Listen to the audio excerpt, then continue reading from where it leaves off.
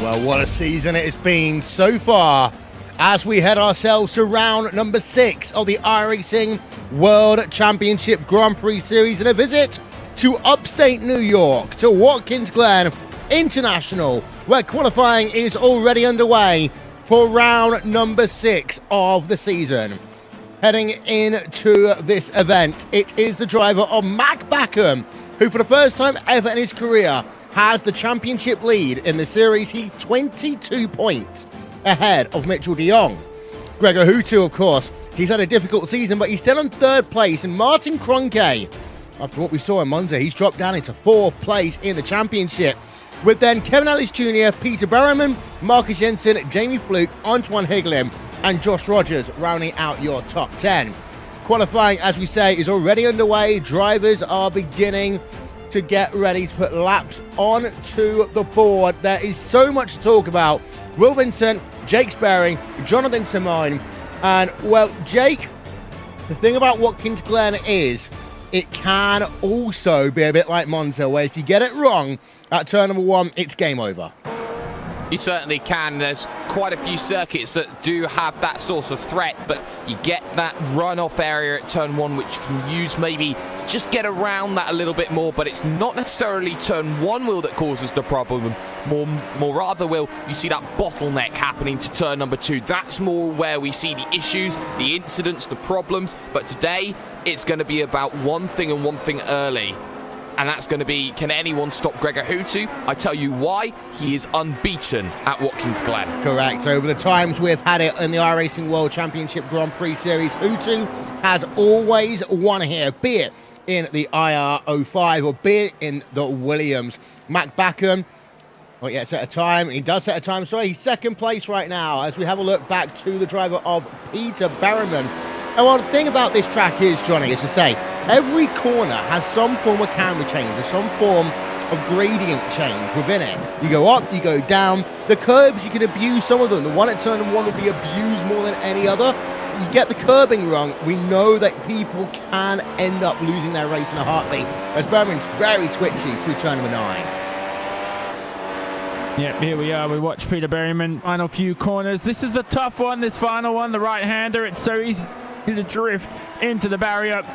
He will cross the line and set a 1 minute 17.5. So 8 this round. They said they're not too confident. They don't have that pole position pace that they had at Monza, but they think Peter Berriman is the dark horse out of their team. But with that qualifying time, he's going to be nowhere near the top. Josh Rogers is currently in 2nd place in terms of qualifying. He's going out on his 2nd run. That Burst Esports car is looking very strong as it stands right now. Just having a look, Jake, at a couple of other things as well. You've got yourself Gregor Hutu on to the final corner. He is about then to work himself past the start-finish line, and he is going to do himself the start now of a lap. And that's what I mean, that turn number 1 curb. You can really abuse it, but I've seen so many times drivers get themselves all 4 wheels onto that curb, and then basically the car bottoms out.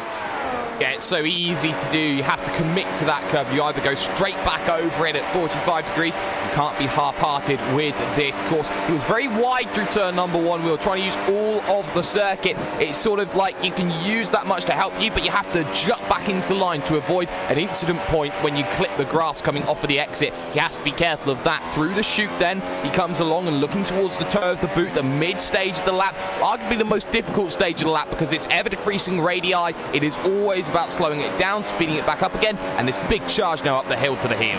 Yeah, as we continue to ride on board of him as he goes up to turn number 8 on track right now. And he's now just got himself 3 more corners to go. First one, this very difficult left-hander at turn number 9. We'll talk about that one because it can be a nightmare for drivers in any car. Piatella moves himself up into 2nd place in qualifying for the time being. Rogers is remaining in 3rd, Antoine Hegelin in 4th. Gregor Hutu runs it wide off the final corner towards the start-finish line, and it's going to be 1:17.118. He goes 2nd for the time being then. Berryman, let's see what he can do right now, Johnny. Good lap there by Gregor Hutu in terms of qualifying, but we do know that Piatella, Kroenke, Rogers can sometimes go faster on their second lap. Yeah, have a look at Mitchell de Jong, though, across the line. He's into pole position. He had pole here a couple of years ago, the last time we're at Watkins Glen, so he's looking to repeat that. He didn't have the race win, though. That went to Gregor Hutu, who is an absolute demon, isn't he, at Watkins Glen? Peter Berryman here, he's on his out lap. He's heading to turn 9. Here's the uphill braking zone, the left-hander. Cool those tires. The track temp now 30 degrees in qualifying. Now that can change for the race, and strategies later on will be a big question here today because we haven't been here in a couple of years. The tires have changed quite a bit this season. He's Peter Berryman, though, and he's going to begin his lap quite unscathed. Good run out of the final corner, and he's looking to climb his way into the top 10. Yeah, indeed. So Berryman currently in 11th place. Rogers moved himself up into 3rd place with that second lap. So Hutu's now down to 4th. Championship leader Mike Backham, only P number 7 right now, Jake. Only P7 and out of laps as well, so starting no higher than 7th position, and that's going to be very, very telling. Drivers like Tommy Erskard, the number 1, for example, yet to set a flying lap. Daniel Arendt Wensing, yet to set a flying lap. Pash Jurgis and Kazuki Umeshima just setting a lap time, actually. And Kazuki Umeshima, sorry, not setting a lap time. I got a little bit confused there, but still drivers there who can set those lap times, can move themselves up through the field. Antoine Hegeland, for example, does his final lap and puts himself on the 3rd row for now. Yeah, and here is Berryman in the number 69 car then, just behind the trees in our camera angle, into that turn number 9. Uphill, left-hander, 2 corners to go. Pretty much flat then, through the second to last corner. Final corner, drops it down a couple of gears, down into 6th, into 7th. 7th gear past the line, 1:17.268. That'll move him up into 7th place. And now Matt Backham's all the way down into P number 9 in terms of this one. It's not been good if you've been leading the championship this year, Johnny. As we're going to turn our attention in a moment, well, for the time being, to Stephen Michaels, actually, who's currently P number 15 in that Positive Sim Racing car, just warming up his tyres. Yeah, he's getting ready for a lap. I'm not sure how much that helps, actually. That probably degrades your tires more than it actually warms them up, really. These tires are very sensitive, these Pirellis, but we know for Mack, he was not going to start greater than the P9 position. Not good for his championship charges, but you got to get it done here in qualifying. It's part of the game. Michael's now just taking his time, biding his time. He's in P15. He's had a relatively quiet season, hasn't he, Stephen Michaels? He comes into this round right now 18th in the championship. He's only finished 13th the past 2 races, equal best result for the season. For him right now, he's going to come through these final few corners, and he has to make sure that if you're driving too, let's say, too casual on your outlap, you could scream into turn 1 and already make your mistake. You don't want to break your rhythm here on the outlap, and you don't want to think too much either. Yeah, so Stephen Michaels then is going to begin a lap in that Positive Sim Racing University of Isabella I1, as University of Isabella 1 is what I meant there.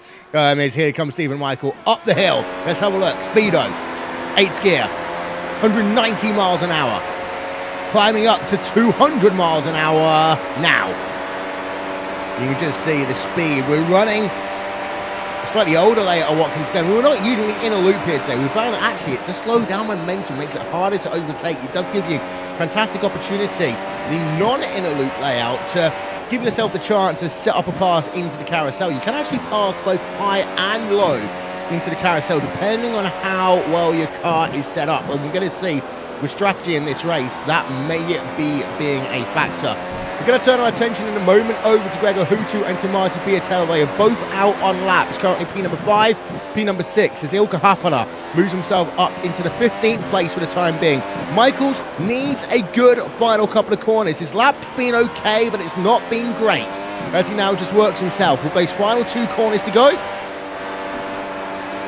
Again, pretty much flat out then through the second to last corner into turn number 11. He's not going to get a 116.7, that one's for sure, but he does get a 117.6. For Stephen Michaels, however, that is not going to improve him as we now go back to Gregor Hutu. Hutu, as we say, is on a lap, currently in tow, as now he's got himself, well, a pretty good start to the lap. 117.119 is his fastest lap, but he is currently classified as just over a third of a second behind the driver of Mitchell de Jong into turn number 9. Just getting over to 125 miles an hour on the exit off the corner. Let's listen in. Actually upshifts in the centre of turn number 10. 11 coming up for him then. The start-finish line is coming.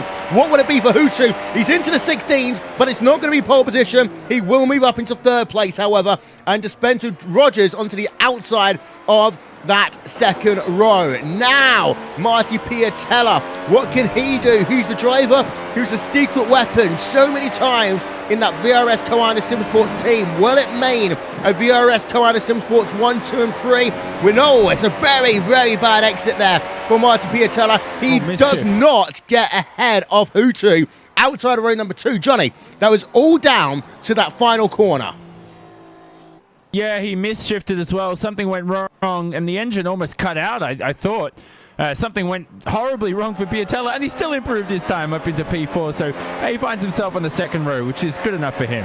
Yeah, Kazuki Umeshima, Radicals Online, number 43 machine.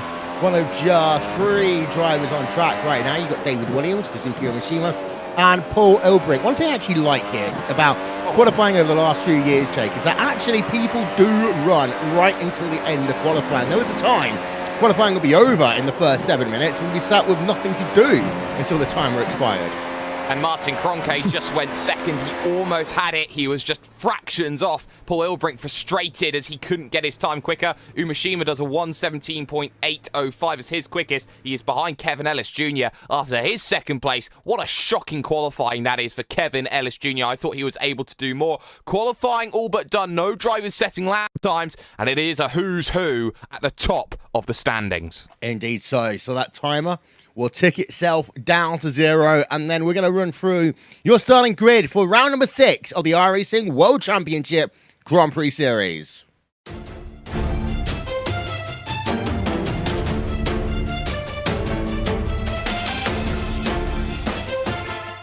Mitchell de Jong, VRS Koana Simsport. He's currently riding high in 2nd in the championship, and he said that this is probably going to be his best year ever for a championship, and what you need to do in June is get results, and that is what de Jong has done, holding off teammate Martin Kroenke, who of course had that miserable race, a self-inflicted crash at Monza. But Kroenke in 2nd place, bouncing back well. That means it's a VRS Koana Simsport front row lockout. Gregor Hutu on the inside of row number 2. It's an all-finished 2nd row, actually, because we've got yourself then Koana Simsports' Marty Piatella on the outside of that 2nd row, with Joshua Rogers and Marcus Jensen making it a Burst Esports row number 3. Back to row number 4, it's Antoine Hegelin and Peter Berryman, with championship leader Mac Backham all the way down in P number 9. And get this, over half a second back from his teammates de Jong and Martin Kroenke. Jamie Fluke rounds out your top 10 then for Apex Racing UK. As we go then towards the mid part of your grid, and it's Yuta Saito, the highest placed Radicals Online driver, who is in P number 11, with Freak Shaw Horse then for Team Redline in 12th. He's the 2nd fastest Team Redline driver. Moritz Lohner in 13th place with Hicksonveld Core Motorsport, with Yalvaz and Ilkka Haapala, 2 teammates then, together on the grid, P number 14 and P number 15. David Williams and Tommy Erskard then, the 3rd wave of Koanda drivers. They are P number 16 and 17 in the field here today, with Dion Verges, Balis Remniak and Pash Gergis rounding out your top 20. Note that we've got your top 20 drivers within 8.5 tenths of a second of pole position. So it's been a close field here today. We're going to talk about that one in a moment. Stephen Michaels, P number 21, and Kevin Ellis Jr., disappointing qualifying for him, all the way down in 22nd. Kazuki Umeshima then in 23rd place, with Daniel Bieder 24th, and then you've got 4 Radicals Online drivers in the last 5 places in your field. Mo Garfilo, Daniel Arndt-Wensing, Michael Partington, and Paul Ilbrink. In the middle of that, you got yourself Ricardo Orozco. He's in P number 27. 29 drivers have qualified for this event here today. We're going to talk about what it means in terms of the championship as we get closer to the midway point of the season after this. You're watching RaceWhat TV on iRacing Live.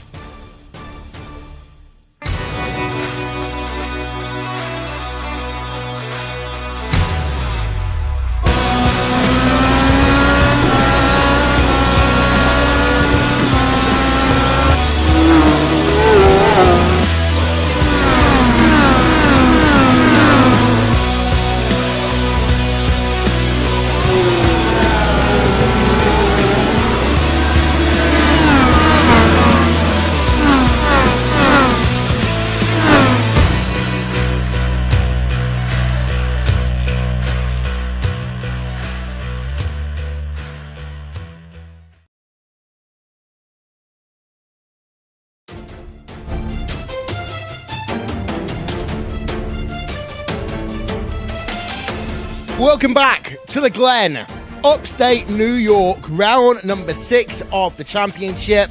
And this was the championship standings heading into this event. Max Backham in first, but the big news here today, Jake, he only managed P number 9 in qualifying.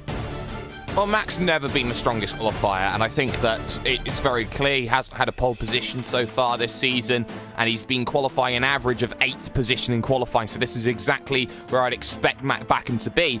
The way that Matt Backham's got to the lead of the championship, though, has been marauding drives through the field, a little bit of fortune with drivers running into troubles, but Matt Backham definitely can make positions in the race. He knows how to make positions off the start, and I think that for Max Backham, he knows he's got work to do. De Jong and Kroenke, they're going to race their race, as is Gregor Hutu. When all your rivals are 1, 2, and 3, and you're 9th, that's going to be a little bit of a downer. Yeah, Kevin Ellis Jr., who is 5th in the championship. Jake alluded to it earlier on, Johnny. All the way down to P number 22 in terms of qualifying. Now, this track might well suit Apex better in race trim than qualifying trim here today, with some very long straightaways, but you can't be on the outside of the top 20 and expect to be scoring big points in this event. No, definitely not. You got to get it all done in testing, and I think that's where Apex have struggled in the lead up to this round. Lots of testing time ahead. Apex just haven't managed to figure this track out. A track that has different characteristics to most other rounds. It's high speeds, too many braking zones either, and you find that drivers who are very good at circuits like Monza and circuits that require a lot of braking aren't particularly quick around Watkins Glen, and so the transition isn't there, and that seems to be the case for Apex Racing UK as well. Yep, so our race coverage, of course, will start in about 10 minutes time from now. Before that, we are going to show you a look at the onboard lap for the driver of Mitchell de Jong in a couple of moments' time. A couple of things I want to talk about this track as well is turn number 9, Johnny. We've commentated so many races here, and in Grand Prix, it's not as hard as some other cars, but if you go too wide into that corner, it's a corner that the car always feels a little bit unbalanced in the middle of. So as you come up, you got to try and get that car to the outside line, but if there's someone on the outside of you, you're going to spin on the inside. And if you can't on the outside, you got to be careful not to end up being pushed into the wall. Yeah, exactly. It's an uphill braking zone as well, blind Apex. So you need to pick really both a brake marker and turning point before the corner, just to help guide you through the apex. Don't touch the inside curb there, of course, as well. It will place the car off balance, and like Will says, it's very difficult going alongside somebody into there. And that whole section as well, the corners slow down one after the other progressively, and I think that gets drivers into a little bit of a rhythm at this circuit. And I think the left-hander there, though, most importantly, as I said, just don't touch the inside curb, because that's where you can get caught out sometimes. You turn in too well, and then that can send you off balance, and you could end a couple of races here today, especially on the opening lap when all the traffic comes through. Yeah, let's have a look then at the lap that is on board with that driver of Mitchell de Jong. We're going to play the tape from now. The reason why we do so here is because she set up the lap early, and it's in that second to last corner. You need a good run off the final corner to come in towards turn number 1 with a huge head of steam. Here is turn number 1. You see it dips a little bit off camber, run all the way wide, almost touching the grass, but he does just graze the grass as up the S's there. And comes Mitchell de Jong. Then you're flat out, 8th gear, 11,600, 700, 800, 900 RPM as you come down in towards the carousel. Use that curb. He doesn't actually use that curb. He does a double dab, actually, of the steering wheel there. So I think that de Jong might have had more to give. That was a small mistake there as he worked through the carousel. Now, into the boot section. Toe.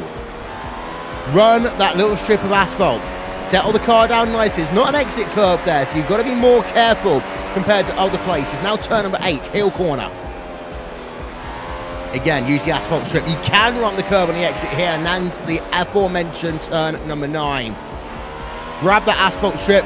The curb, again, not really influential as you come now into 10. Flat out. Downshifting low de Jong just to help the car turn around. Final corner.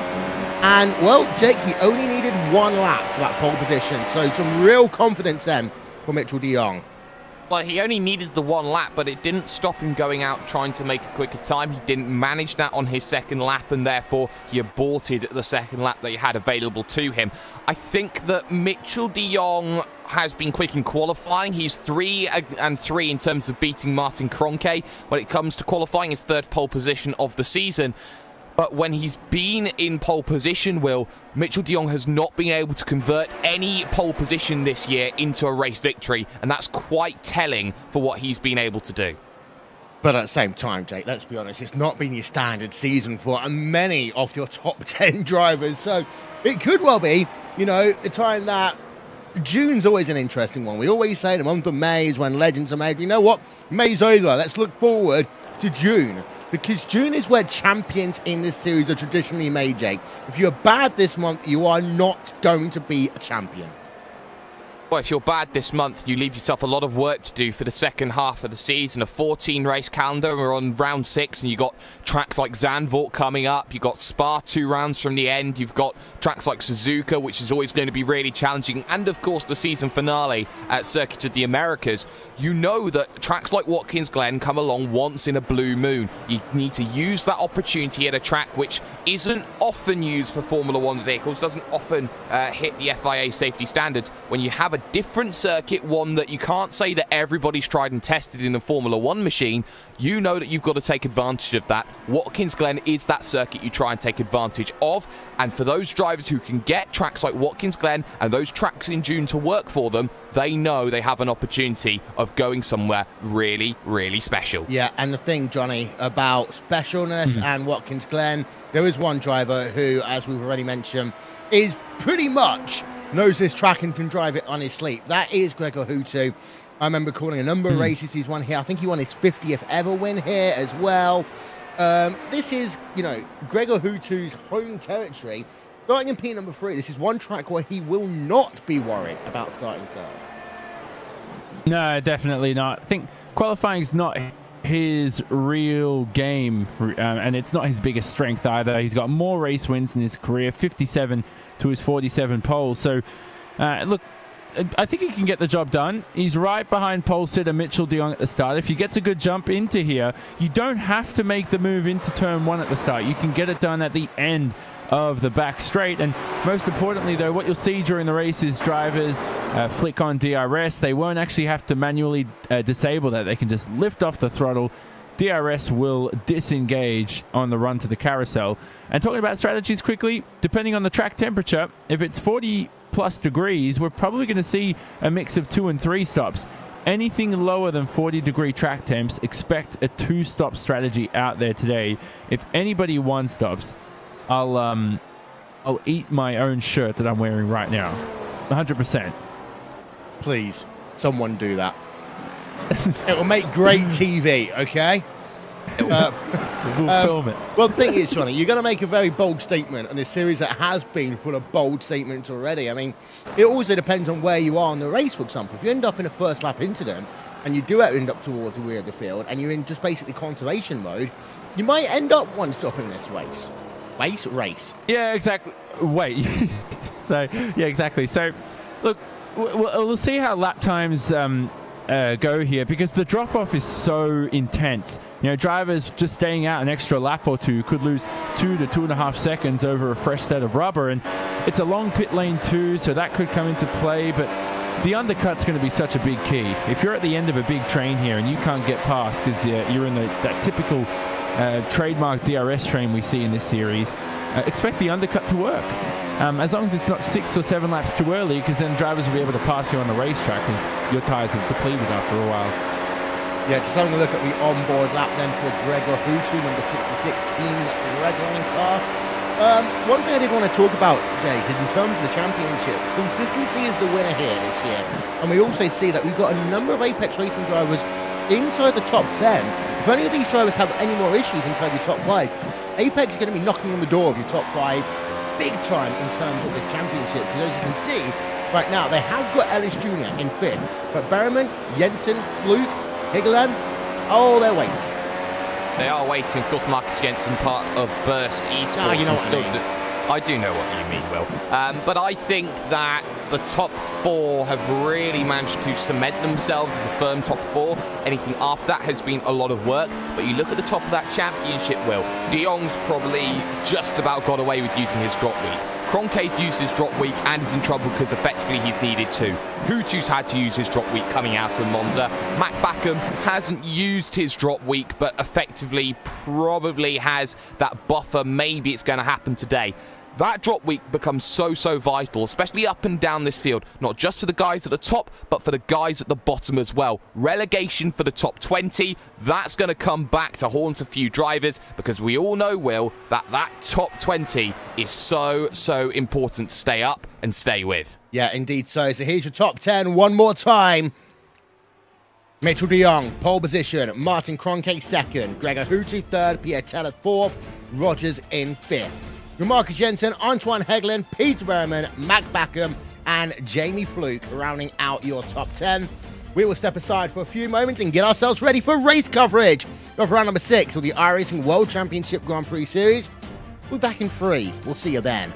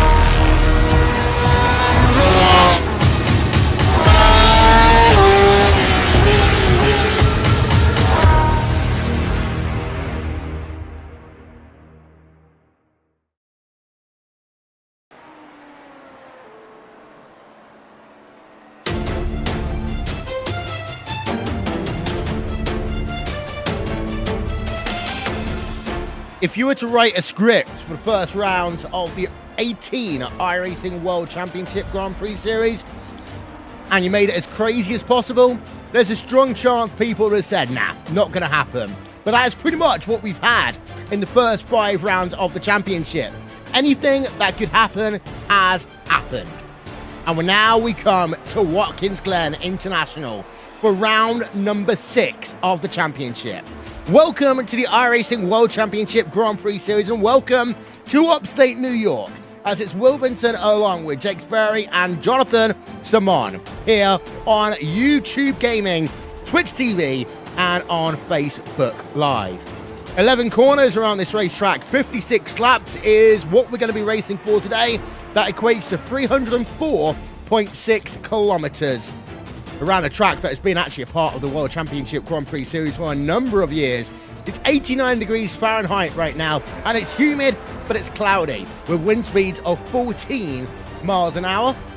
I want to give a shout out, of course, to Isran Balao, TrackCams22.com, Andreas Warner and Warner Design, Simon Grossman, Apptioneering.com, and Nick Thisson for Racebot TV, live timing and scoring. The championship heading into this event. Matt Backham leading by 22 points over Mitchell de Jong.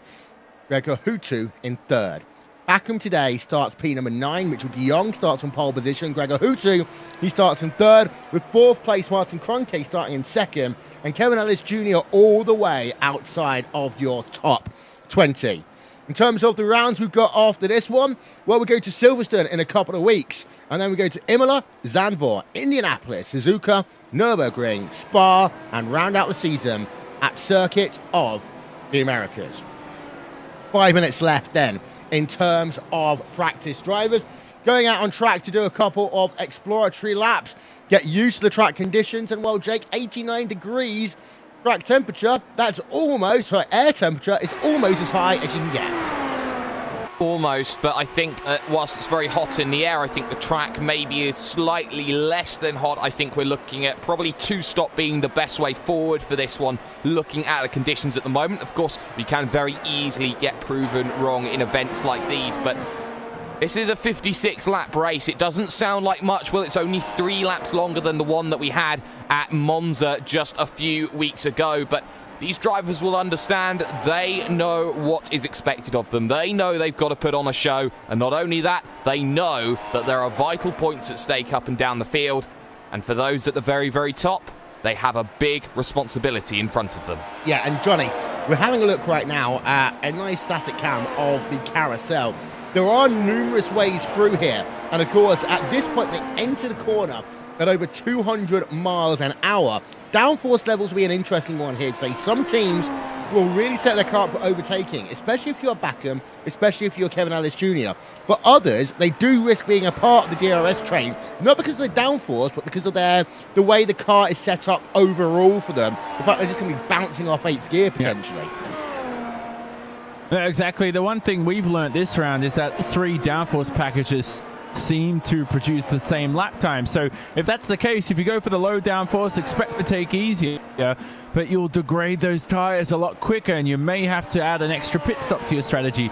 Go for the high downforce. If you're stuck in traffic, that will prove costly, but it means you take care of the car. It's easier to drive. It doesn't slide as much, and it's much more fun to drive. I always liked low downforce when I was a driver because I was so slow that I always stuck behind other people and I'd have to pass them. Yeah, so having a look then at your starting grid, let's go.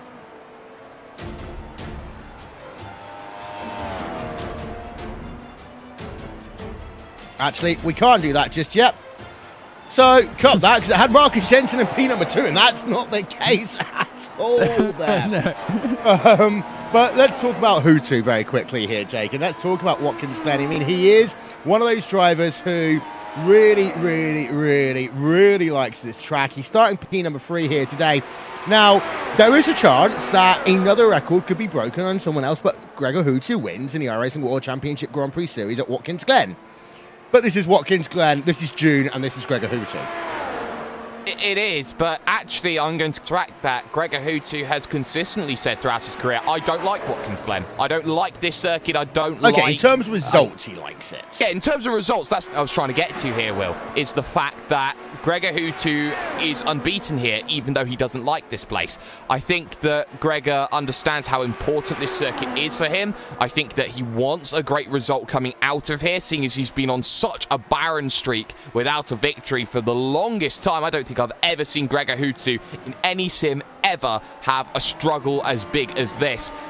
I think that Gregor needs to go out there and prove himself today, and I think he needs to prove it not just for himself, but for Team Redline moving forward into their next era of sim racing. Okay, so give me a winner, first of all, Johnny.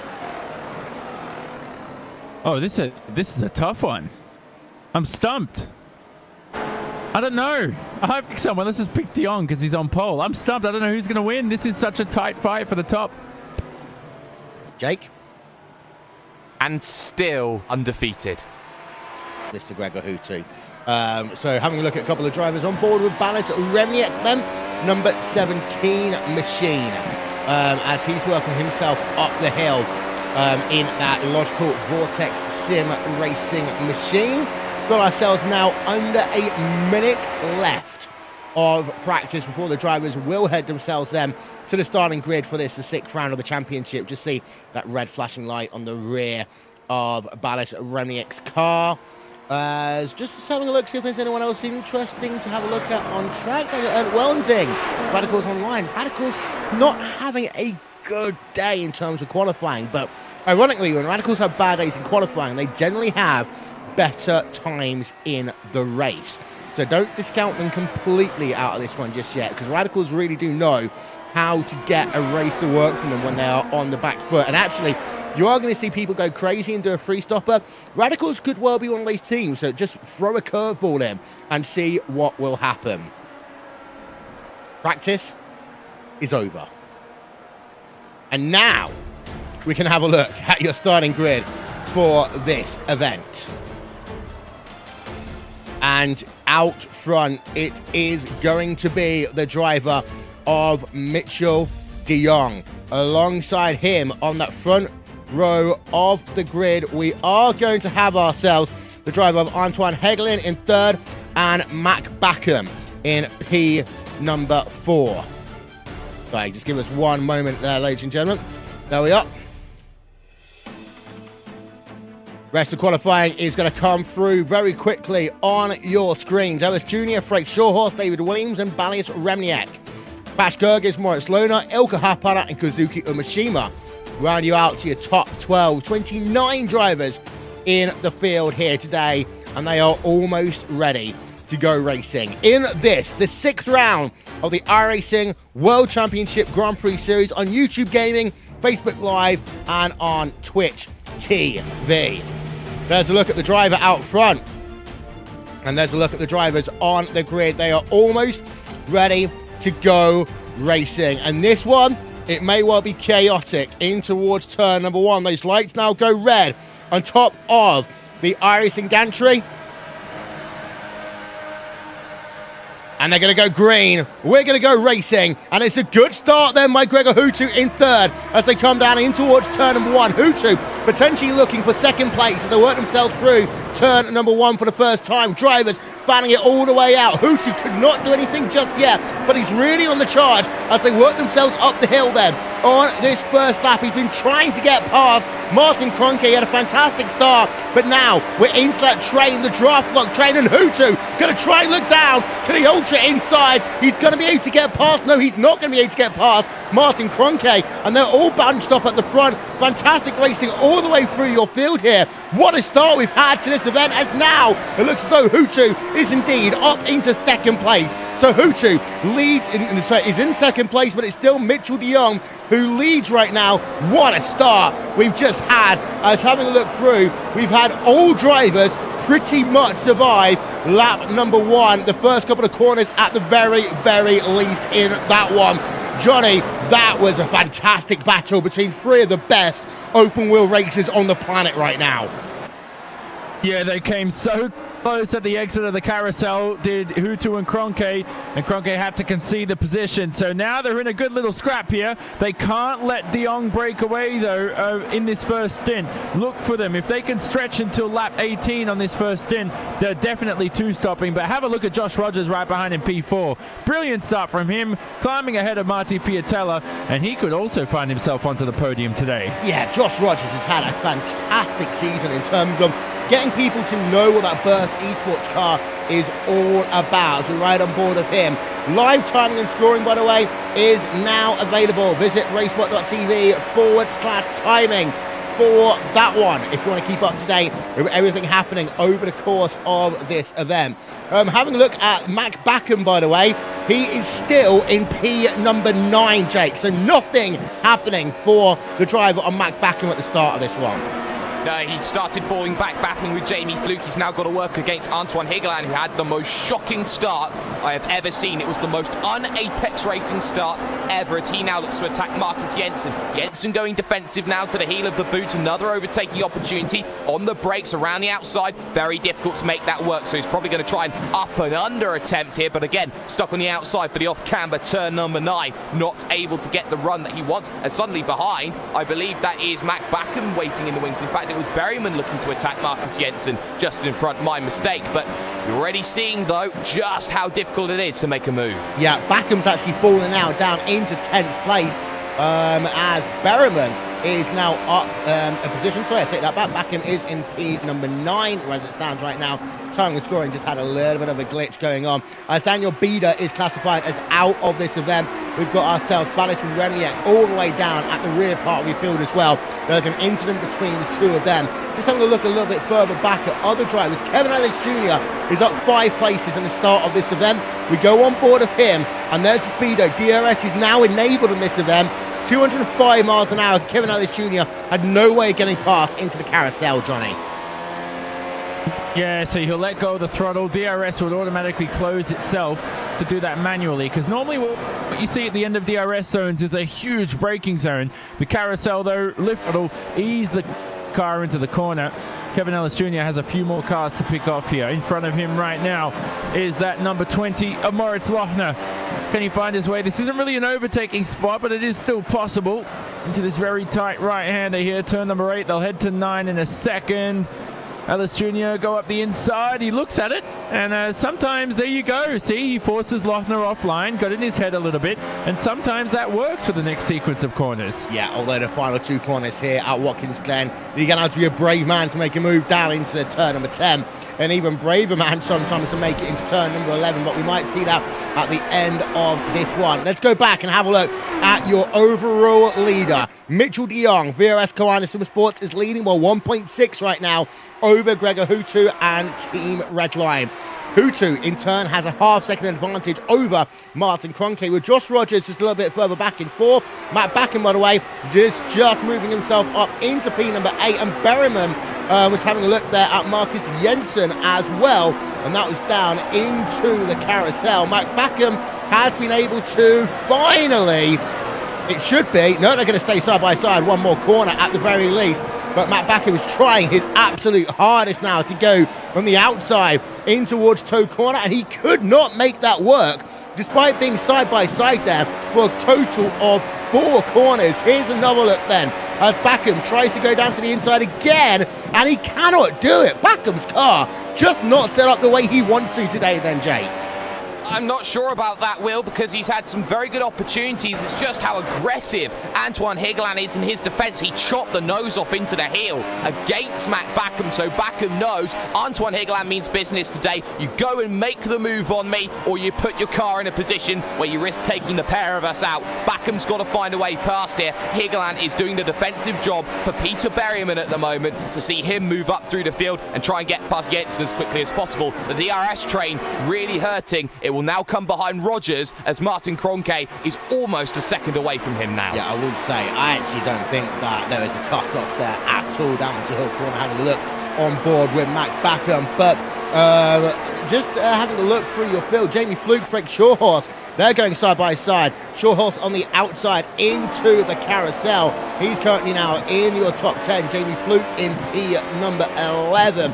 Shortos then in that team Redline number 21 machine inside of your top 10. But to keep an eye out on Backham, he had that one set of goes there, Johnny, and all of a sudden he's 6 tenths of a second behind Antoine Hegelen. The thing, of course, for Hegelen is he's got a teammate ahead of him who he can use to his advantage if they do end up in one of these DRS situations. Yeah, exactly. So Mac will have to consider actually right now will that work come the end of this stint if he can't make his way past Anton Hegelen. Not the best guy you want to be stuck, as Jake said. He's ultra aggressive. He's a young man with poise and flair. Right behind him, that was Freek Schotters gaining a position on Jamie Fluke this lap around. And the thing for Team Redline is Hutu and Fluke, Hutu and Schotters, the only drivers representing Redline here today, haven't tested much either. So for Hutu to be in P2 right now, this is a remarkable job. Yeah, he is, but he is losing time to the driver of Mitchell de Jong, who is continuing to lead this event. Let's actually have a look then at the lap gaps. And Hutu's lost time on both lap 3, lap 4 and lap 5. It's not by much here, Jake, but it's enough. Almost at least a tenth of a second. It was 93 1,000ths on lap number 5. But in the last 3 laps, it's combined to be 4 tenths of a second plus. Well, 4 tenths of a second for Gregor Hutu is like gold dust. If you can find 4 tenths, you'll be incredibly happy. But over the course of 3 laps, slowly getting whittled and broken backwards into the clutches of Martin Kroenke, you don't want to see that at all. Kroenke was quicker, 0.5 tenths of a second over that last lap. And that's going to mean, Will, that you see Martin Kroenke starting to get a little bit more aggressive maybe with Gregor Hutu, trying to figure out, okay, what's he going to do? We're on lap 6 already of 56. We're probably about halfway through a 3-stop strategy. I'm not sure going to be there today. A 2-stop coming in maybe lap 13, lap 14 for this one. It's going to be a tough decision today on what drivers are going to do. Kroenke knows that all he wants is to get as many positions as possible. We saw the driver of Antoine Hegelen move himself up into 7th place then, ahead of Marcus Jensen. We have seen Jensen be a driver who's basically had to spend most of his season at points, Johnny, looking in the rearview mirror. He's been fantastic at defending, but he just lost out then by what was a nice clean move on the exit of toe corner down towards heel. But now here comes Matt Backham as he can smell a bit of blood. The DRS train is wide open, but Backham says, you know what, I've had enough. I'm moving up 1 place, and he goes up into P8. Well, good to see the Coanda car can overtake, and that may mean Jensen could be lacking a bit of straight line speed here as well. So a bit of a bonus there for Mac Backham. 1 position finally gained during this race.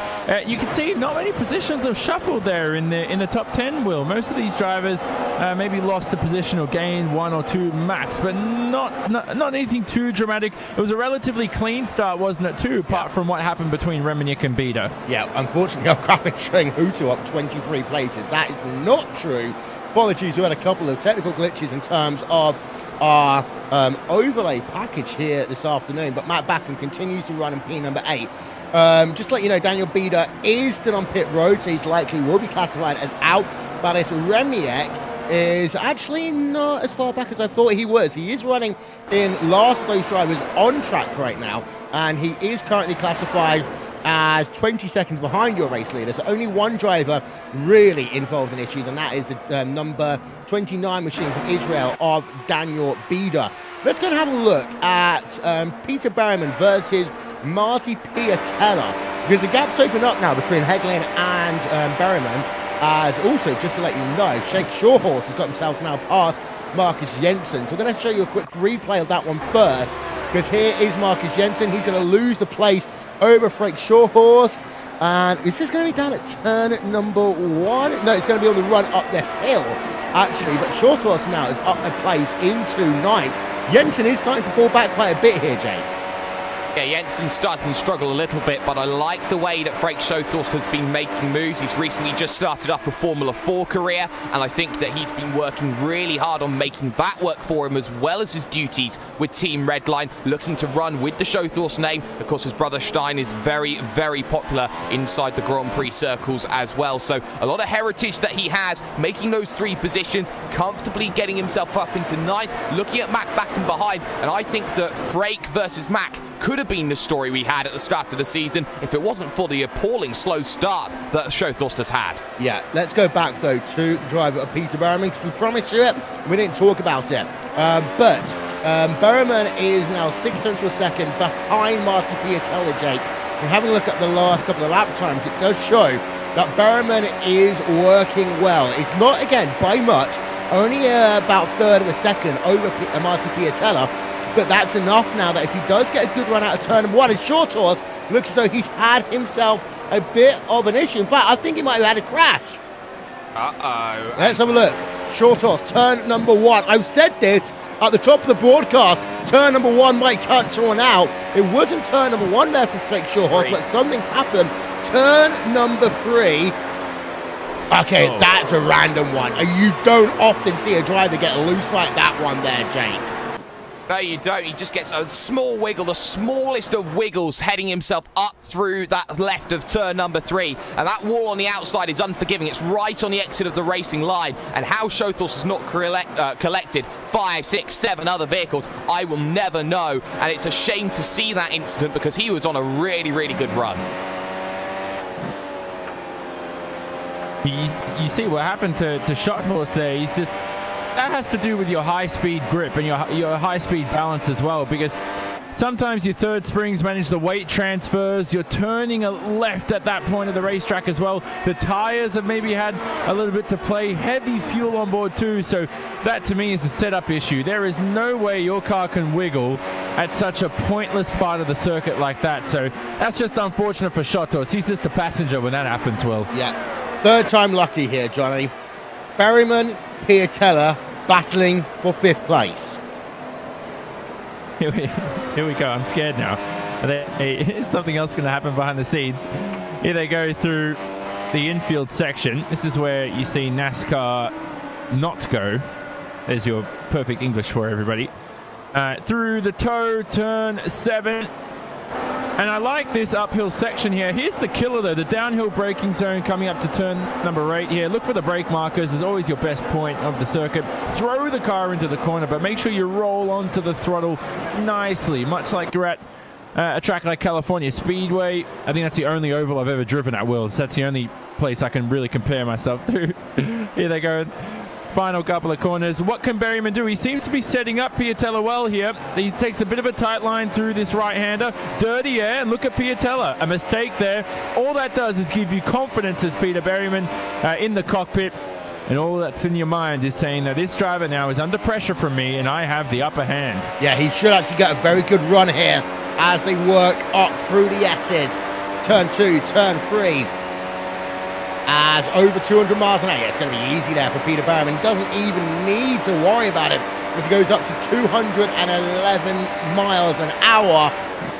Makes it work nicely then. Up into P number 5 for Peter Berriman. Let's check in on Kevin Ellis Jr. He's also behind a co-handler driver right now, Johnny. And he's in P number 13, putting pressure on David Williams. And he's now a total of 9 places up from where he started. Yeah, Williams as well, another driver doesn't seem too confident this round. I think he wanted to improve his qualifying performances. P16, not where he wanted to start, but it's not entirely terrible. Now he's got Kevin Ellis Jr., who seems to be unlocking some secret race pace, taking some of Bugs Bunny's special stuff probably during the break between qualifying and the race. And again, you can't overtake through this section of the racetrack. You just wait patiently behind. We're coming up to those first pit stops, aren't we, though, Will? If anybody pits around lap 14, that says 3-stop. Yeah. And as we said, if you stretch it up to lap 18, that's definitely a 2-stop. There's no point stretching your first into lap 18 and then deciding to 3-stop. Yeah, having a look back at Mitchell de Jong then, just having a look at the lap gaps, and actually Hutu has gained the last 3 laps. And there's always that saying we say, Jake, that the last third of a stint, if your name is Gregor Hutu, there is no one better in the history of this series. Hutu is starting to really put the pressure on right now. I like this. Hutu is charging.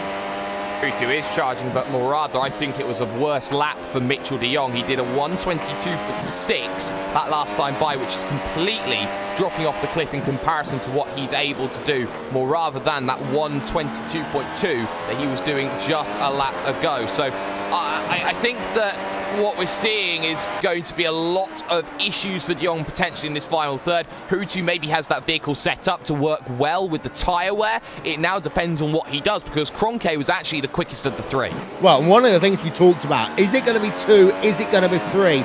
And we are getting to that point all of a sudden, Johnny, when these tyres are starting to hit their cliff. And now teams are frantically scrambling, doing the math. Are they going to switch onto a free stopper, even though they might have planned for 2 as Partington is out? Yeah, Partington's out of the race, so we'll talk about that in a second. But you look at these lap times right now, they're dropping off instantly right now. Drivers seem to have bounced back last lap around, but they're into the low 22s, which right now in a fresh set of rubber, I think some of these drivers will be able to lap in the 1-minute 20s. So that's a very slow lap time from some of these guys. Josh Rogers seems to be struggling the worst out of the top 4, and Berryman behind straight past. Rogers needs to pit now. He's lost a lot of time. Yeah, and there is Josh Rogers in that number 92 machine, being passed like he's standing still by the driver of Peter Berryman. And now you've got to work out, is it worth... Oh my word, Josh Rogers almost lost it the same way Partington did then on the exit of turn number 6. So Rogers, you've got to hold on at this stage, Johnny. You've got maybe a lap, 2 laps to go before you hit that true window, but now it's the case you've got to hold on. No, if that happens, man, you just have to pit straight away. You're sitting there and you're starting to second guess every question of this race. Everything in your mind's going, just get a fresh set of rubber, 3 stop. It's the easiest way to do it. If he tries to stretch this to a 2-stop, he might not even finish. I'm in the just top saying 10. stretch That's out for the lap to get there. That's what I mean. That sort of thing. He's got 1 more lap to go before he can really hit that 3-stop window. If he used to come in a lap early now, it's going to harm him for the rest of the race. You don't want to make short-term fixes because actually you've got to remember it is sort of 56 lap event. Yeah, and as Marcus Jensen comes into the pit lane now, so we're seeing Will, as you said, come in now if you're struggling with tyres. Jensen was into the 1-minute 23s. He was struggling that. Right now, he'll get a fresh set of rubber and probably be 2 seconds a lot quicker, Will. So this was the concern some drivers had, as Jensen has a relatively quick pit stop. They were saying, okay, if I pit now, I'm going to be in traffic. It's going to be hard to overtake. If you're 2.5 seconds a lap faster, it is not hard to overtake.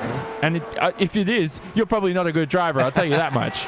Yeah, indeed so. Of course, everyone's tyres dropping off. Going offline can be a little bit more treacherous in terms of situations. By the way, we've not yet talked truly about Martin Kroenke in this event, Jake. He does remain in P number 3. He is still 0.6 of a second behind the driver of Gregor Hutu. So actually Kroenke right now is still within a shot of winning this one. Well, I think also within a shot of winning this one is still Peter Berryman as well in 4th position. He's running times very similar to the leaders as well, as there is still no takers to come down onto the lane. Kroenke, Hutu, De Jong all staying out. 22.5 that last time by for De Jong. It's 22.5 from Gregor Hutu, 22.6 that time from Martin Kroenke. I think that this race is going to be a very difficult one. I think that for Martin Kroenke, he's not going to get that instant gratification, Will, of making positions. This is a grind. This is a work in progress. And I think for Martin Kroenke, this is where his game comes under scrutiny, his ability to go and make overtakes. Yeah, as I just saw Moritz Lona there versus Yao Vaz was looking pretty close on track. But for Mitchell de Jong, the gap is 1.2 seconds right now between himself and Gregor Hutu even. Here are your top 8 then at the bottom of your screen. It's Mitchell de Jong who is leading 1.2 over Gregor Hutu. Then it's Martin Kroenke in 3rd, a further 6 tenths back. Now, Berryman is currently 5.4 seconds behind your race leader, with Josh Rogers in 5th, Mac Backham now up into P number 6. Antoine Heglin and Martin Piatella round out your top 8. Mac Backham should be right on the coattails of Josh Rogers as they exit the end of this lap. They're currently losing as well, about 2.5 seconds, you say, a lap. Well, this is an interesting one because of the way that the pit stops works here. Some drivers may yet still, Johnny, think, okay, the loss of time on pit road might not, be enough to, so it might be too much to actually then, you know what I mean, in terms of the track. Do you want me to rephrase that for you? No. Yeah, I know what you're saying there. It's a 25-second pit loss time. So if they're losing 2.5 seconds a lap here, at the point stretching this another 10 laps, and and trying to one-stop. So I don't want to eat my shirt at the end of this race. And number 2, because you're going to be very, very slow. Here's Mac Backham, though. He should be able to go straight past Josh Rogers, who's still struggling with his tires. As I said, just based on lap time alone, and we saw visually as well, Josh Rogers was struggling a lot. Let's have a look at him this time around. Does the dirty air affect his balance at all through this next left-hander? Keep it clean, Josh. He hugs the inside. You can see the rubber out onto the racetrack, and he has to take it easy. He's visually losing time to Mac Backham ahead. Yeah, he is. As Kevin Ellis Jr. is now in a battle with Ilka Happana in the number 8 Orion race team car for 12th place on track. Ellis Jr. though does get a lot of snap oversteer on the exit of the corner, Jake, as he tries to wheel in. Ilka Happana was close then in towards the carousel, but could not make that line work. Well, I think what's very crucial is that Ilka Harpler has actually gone through on Kevin Ellis Jr. over that last lap. So Harpler was quicker and is still going even quicker in that Orion race team machine. It seems that he's got the tyre wear pretty much sorted out at the moment, as he's able just to stay that little bit more consistent. What is very telling, though, as we got drivers in. Ellis Jr. is in on pit road. You got Martin Piatella, Daniel Arndt-Wernting as well. So Ellis Jr. then, Jake, just hit that cliff in the space of about 20 seconds. Well, it's very easy to do as Martin Piatella also dives down onto the lane. I think he was there looking for his strategy. Will is also looking to come in as Moritz Lohner, I do believe, as well. He's looking for his 4-second stop. Out and away comes Kevin Ellis Jr. Out and away comes Martin Piatella. And the 17, 18 laps, I think the 2-stop probably is where we're looking at here today, Will. I think they're looking to try and make that 2-stop aggressive, and they're looking to try and make that work out for them. Try and get themselves to about lap 36, lap 37 to leave themselves 19 for the end. Yeah, and the thing about that one is now these drivers, because they've been able to kind of weather the storm at the start of this event and hold on, the tyres are, look, there's more fuel in the car at the start of the race, Jake. And what that essentially means is that the second and third stints should be easier. There's more rubber on track, there's less fuel in the car. These guys shouldn't have to spit it out and have to worry as much. Of course, yes, there's going to be more build-up on the side of the track, but that's going to be less of a concern. And we've had, I think, an incident with Pat Sturgis and Daniel Wensing. I'm not sure if we can get a look at that, Will. We'll try our best. Meanwhile, we've got Hutu all of a sudden in DRS range, but Berryman also leading a gaggle of cars on towards pit road with Josh Rogers involved, Jamie Fluke, Yuta Saito, Kazuki Umeshima, Stephen Michaels, Mo Garfilo. They're all coming in then in your mid-pack, Johnny. Yeah, this is the official pit party here. We're probably two-stopping this race. You can see they're all going away and nobody has to repair too much. It's been a very clean first stint here. Umeshima, good stop. Losing about 25 seconds in the pit lane are these drivers, but we mentioned that earlier, Will. Hutu in DRS range at De Jong. This is extremely interesting now. It's within about half a second at the moment through the middle of the lap. Neither of them have pitted. Kroenke is 1.3 behind.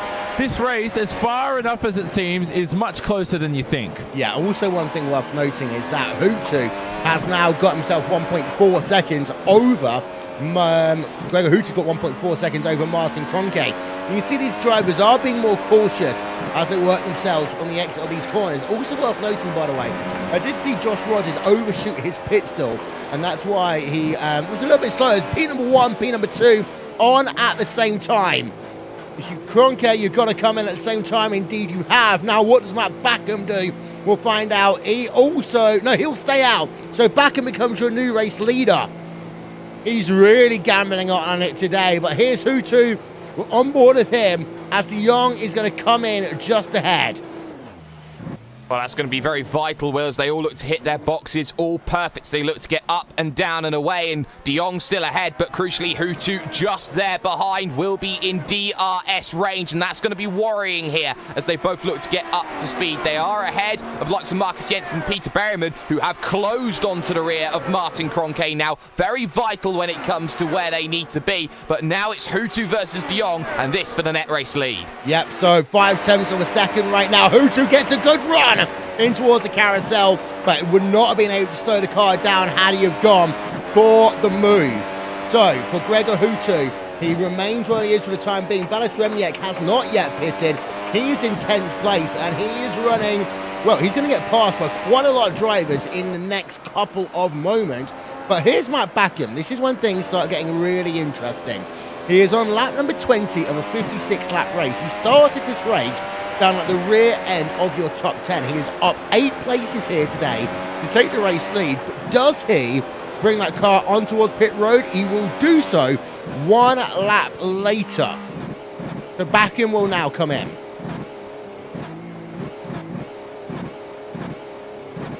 And he slows it down.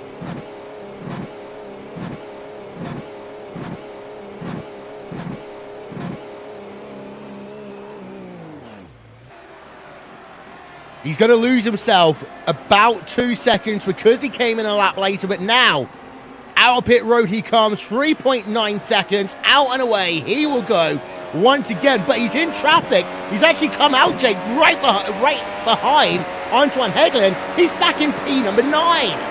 That's not where he needs to be, Will. He's really struggling now, and he's got a lot of work to do. He'll have the freshest tyres of them all. That'll be the advantage that he'll have over Higgeland, over Rogers, over Piatella, and that's what he'll be trying to work on as he pushes himself forward through this event. I don't like the call, but it's the same call that, say, a Gregor Hutu tried to use when he had himself an opportunity at Phillip Island. Yeah, Balis Remniak, by the way, keep an eye out on him. He is still on his first stint. He's 20 laps into this one, but he's really losing time. Listen, Johnny, to that engine though through 6 and 7.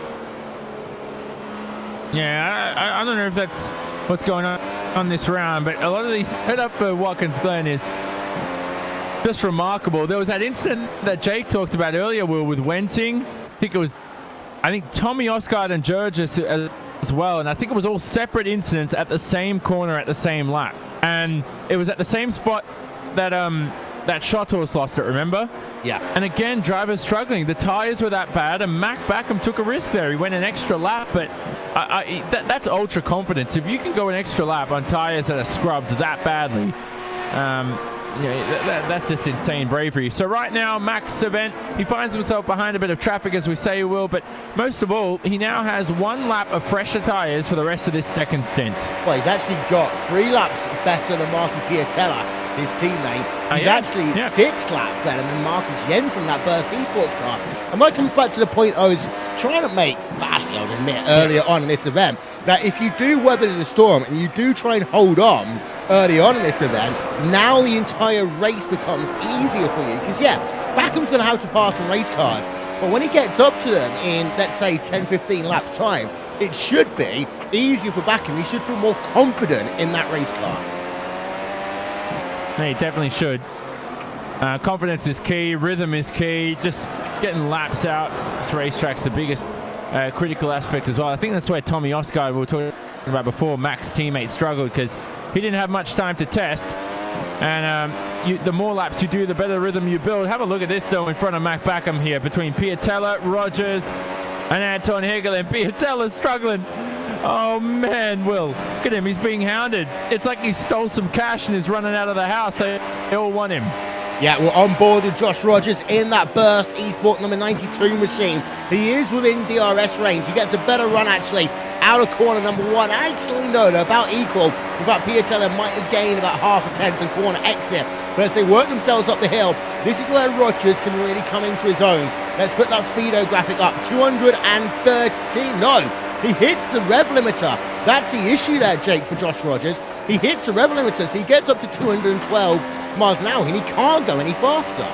Well, that's just key, because if that's high downforce that we're seeing out of him, then that's going to be massive, as Rogers is going to struggle to have any opportunities to go and make the moves. Higgeland behind, of course, we know that Apex love a low downforce setup. That may be something to see, as Higgeland will look to be the aggressor, as will Mac Backham, who's got to get through the lot. But I think, look a little bit further forward, Will, Peter Berryman is on the rear of Martin Kroenke, legitimately for the podium. Yep, so there is Peter Berryman. And Berryman, we did say, has always got an opportunity to be on the podium in terms of the Apex Racing UK machine when he can get that car hooked up. But also worth noting, we talked earlier on how Martin Kroenke fell 1.4 seconds behind Gregor Hutu. Now, Hutu to Kroenke, that gap is still the same, but Berryman has really started closing in. Let's have a look at the lap gaps. I mean, they've been 8 1,000ths of a second, Jake, apart over the last 2 laps, but Berryman is within DRS range, and this will mean he can just start inching closer and closer.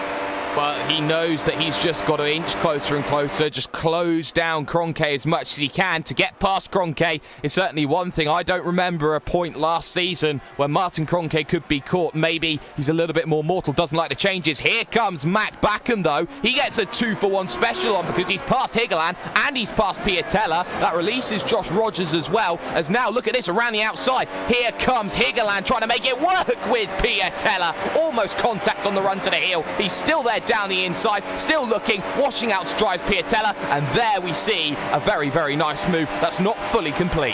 Yeah, on board of Backham then for the replay. Here comes the first one, here comes the second one.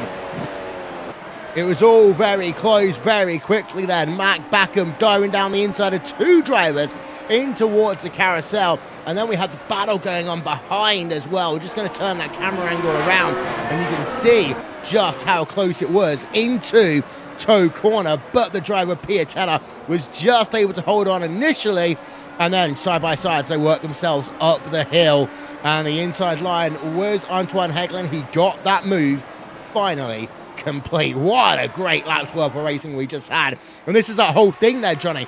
Different tyre strategies. There's about a 4 to 5 lap difference between drivers in this mid-pack right now, and anything could happen over the next few laps, and it will mean that drivers are going to have to go offline. I think we could still see a couple of solo incidents as a consequence. Yeah, and you see why the undercut can win you races, but it can also lose you. It's long term. You know, it's like a slow death sometimes, the undercut, if you play it wrong, especially at a circuit like Watkins Glen, where it's not the easiest track to overtake at, but you can get it done on the back straight, as we can see. And I think those with skill takes done as well, as Matt Backham finds his way past Josh Rogers now. He's in the P6 position. So this is what you want to see out of your championship leader, Will. He hasn't had the best race so far. He's only 10 seconds away from the overall victory. This would be a great overall drive if Backham can climb his way up into the top 5. Yeah, there's a race with Tony Stewart once when he basically fell down to the rear of the field twice at Homestead Miami Speedway, still ended up winning the event. Now, I'm not saying that's going to be Matt Backham here today, but he is having a good drive, getting past drivers, and the driver ahead of him, Jake, is on 10, 11 lap old tyres. The tyre gap is 6 laps between them. 6 laps between them. Look at the times. It was a 21.2 from Matt Backham against a 22.6 from Marcus Jensen. That's 1.4 seconds over the course of that last lap. The gap down to 9/10 of a second. By all means, Matt Backham's charging, and it's pretty much fading away for Marcus Jensen, the Dane, really running himself into a wall at this stage. And I think he is more committed to that 3-stop. He pitted very early, Will, and I'm not sure he can translate that into a 2 effectively compared to a 3-stop. Yeah. Gap is currently 6 tenths of a second then between Martin Kroenke and Peter Berryman. It's come down by about 2 tenths of a second since the last time we talked about it. Go back on board then with Matt Backham, championship leader, number 16 machine. And there you can see just how fast he is gaining as we are at number 25 now of 56 in the 6th round of the iRacing World Championship Grand Prix Series. Here on Racebot TV, on YouTube Gaming, Facebook Live and Twitch TV. Backham will have to wait now until the end of the lap, maybe the middle part of the next one. And this is where it becomes important, timing of moves when you are on newer tyres compared to others. A brave man will try and do it in turn of 1 from that far back.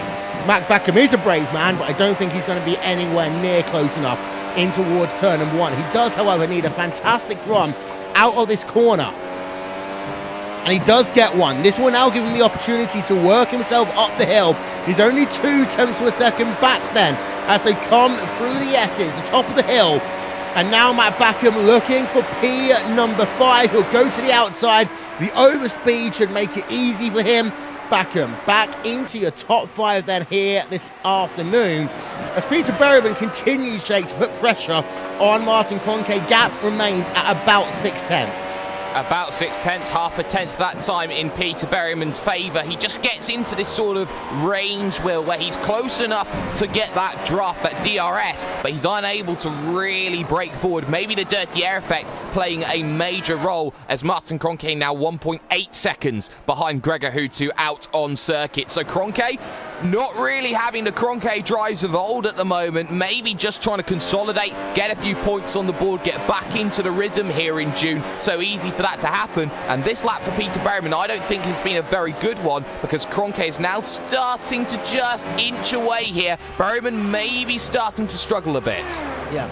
One thing that's actually worth noting from Martin Kroenke is I know that, Johnny, he's a big part of the Formula Student team in Germany, and I know from my university that this is that time of the year when it really does get busy in Formula Student land, now that exams are over in most of Europe. So it could well be that, Kroenke is just having to battle with some of his real-life things right now, which, let's not forget, Formula Student is a fantastic international event for students to get into motorsports, understand everything there is about race cars, and actually we do sponsor one Formula Student team in the UK.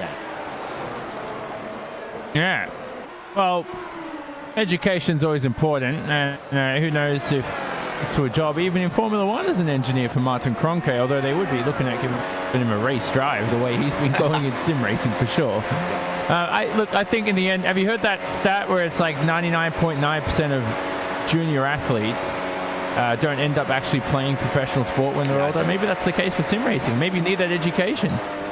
Yeah, as we're just having a look at the replay of Marcus Jensen burst esports and losing 2 places down at the carousel. Now, let's not forget, Jensen was one of the first drivers to pit that last time around.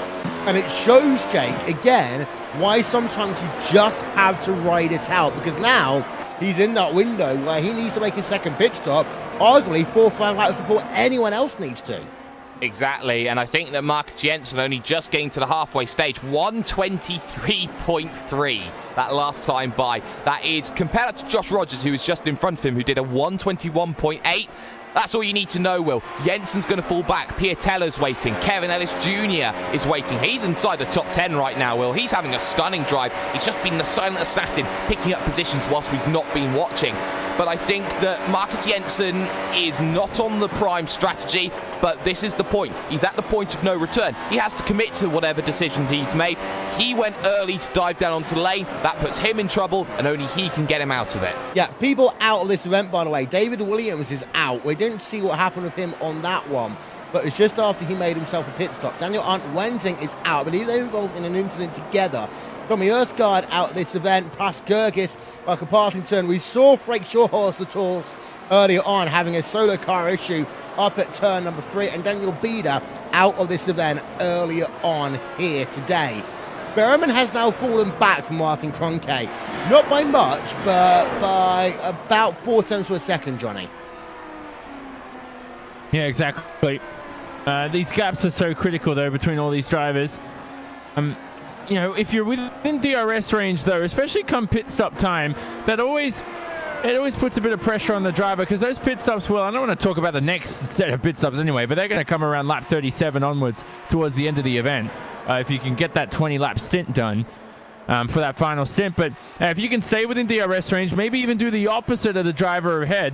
That's why these close gaps between all these drivers, as you mentioned there as well, there are a lot of close gaps in the top 10. Yeah, and of course the tyre drop-off will be potentially bigger on this second one as well. Battle for P number 6, Jake, right now. Josh Rogers, Antoine Hagelin. We had a quick look at this a moment ago, but Antoine Hagelin putting the pressure on Josh Rogers last time by, separated by 3/1000ths of a second in terms of their lap times. Well, that just shows you how much they are pushing against each other right now. Josh Rogers does not have any DRS to help him. He's trying to go on raw pace alone. Antoine Higeland following every step of the way, half a second behind when they last crossed the line. But that looks maybe a little bit closer at the moment as they head through the heel of the boot, turn 8. Looking for turn number 9, this very difficult left-hander up the hill. Unable to really get close enough for now, but they're always setting up in this stage, Will. This track is very momentum-based. You're always looking to try and set up for the prime overtaking opportunity. It's about slingshots here. It's not about technical ability. Yeah, so complete another lap, Antoine Hagelin. Let's get a look at the lap times then, very quickly. For Antoine Hagelin that last time by, okay, he did lose 39/1000ths of a second, but Johnny, he is in that DRS range. He is in that dirty air. The lap times are close enough that Hagelin, in my opinion, just needs to try and force Rogers into overdriving that car to basically force his tyres to hit that cliff. Yeah, exactly. He's more than experienced to do that too, Anton Hegelen. He's been in the World Championship all the way since 2014. And so now he's getting closer and closer, edges closer and closer through this next section. Rogers seems to get slower as the stint progresses. And you seem to want to do that when you analyze drivers. How are they in the first third of the stint, the middle part of the stint? What about the final third? How do they react to it? It seems like Rogers in that second and third parts of the stints just isn't quick enough. But Hegelen has to watch out here, Will. He had a slight moment there at the exit, and he has to make sure he doesn't bin it, trying to make it past a seamless car here in front of him. Yep, so there is Antoine Hegelen in the number 18 machine. We're actually going to ride a lap on board right now with that JCL Apex Racing UK machine. Give you some Race Spot TV, good old fan immersion here from Watkins Glen International.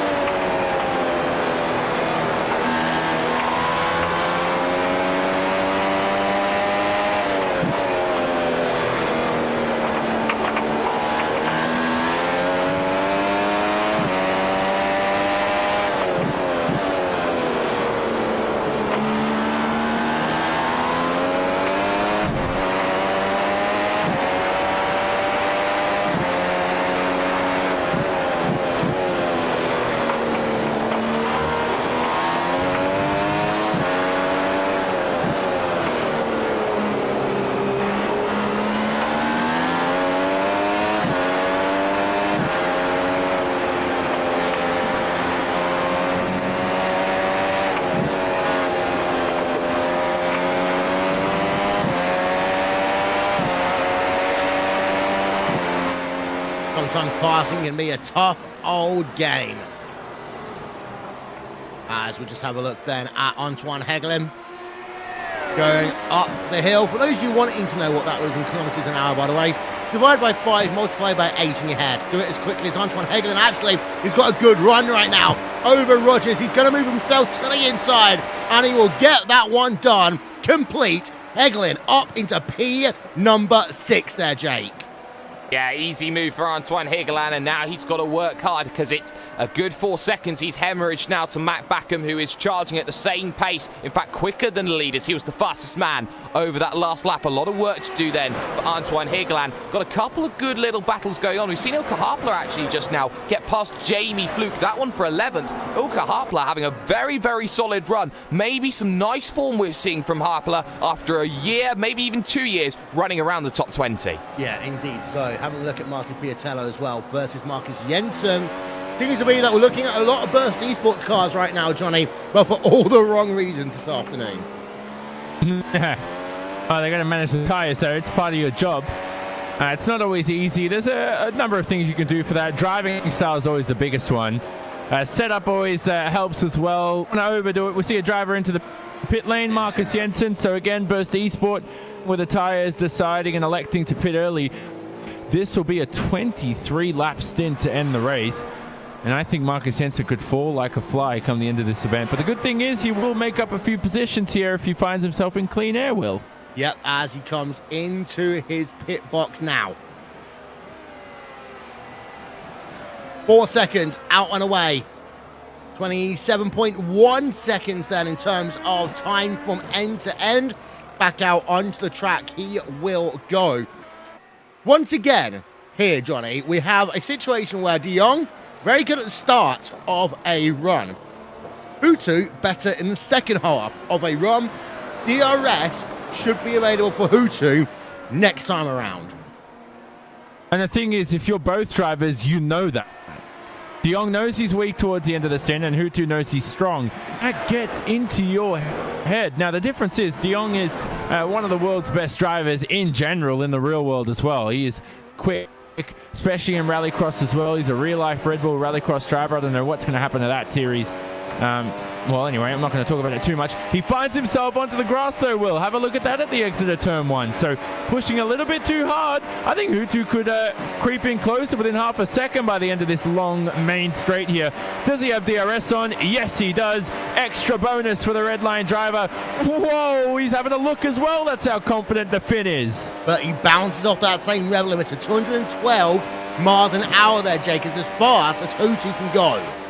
I don't think he was looking quite for the move. I think he was just trying to get into the mirrors of Mitchell de Jong. He knew he was never going to be close enough to fully commit to a move, but he knows now he's on the rear of de Jong. He saw de Jong have a wiggle on the exit of turn number 1, force himself to run over the grass. This is enough, as though there is a wiggle for Gregor Hutu of his own coming out of the toe of the boot. So now Gregor Hutu trying to push maybe a little bit too much as they head into the right-hander at the heel of the boot. Hutu's got the advantage now. I think he wants track position here coming down onto the lane. We saw how even they were when Hutu was just behind. Yeah, as we go back on board then with Hutu. Don't forget, RaceBot TV /timing for live timing and scoring all through this race. Exit, final corner. Gregor Hutu, gap up the line is 0.6 of a second. Hutu, I will say one thing, he is very good at turn number 1 here. Almost always nails it, Johnny. And that's the one thing that might give him the momentum. I want to put that speedo back on. So I still think that he is hitting that rev limiter at 212 miles an hour. Just going to have a look now. You see he's following around. Yeah, he hits it at 212 and he loses 4 miles an hour.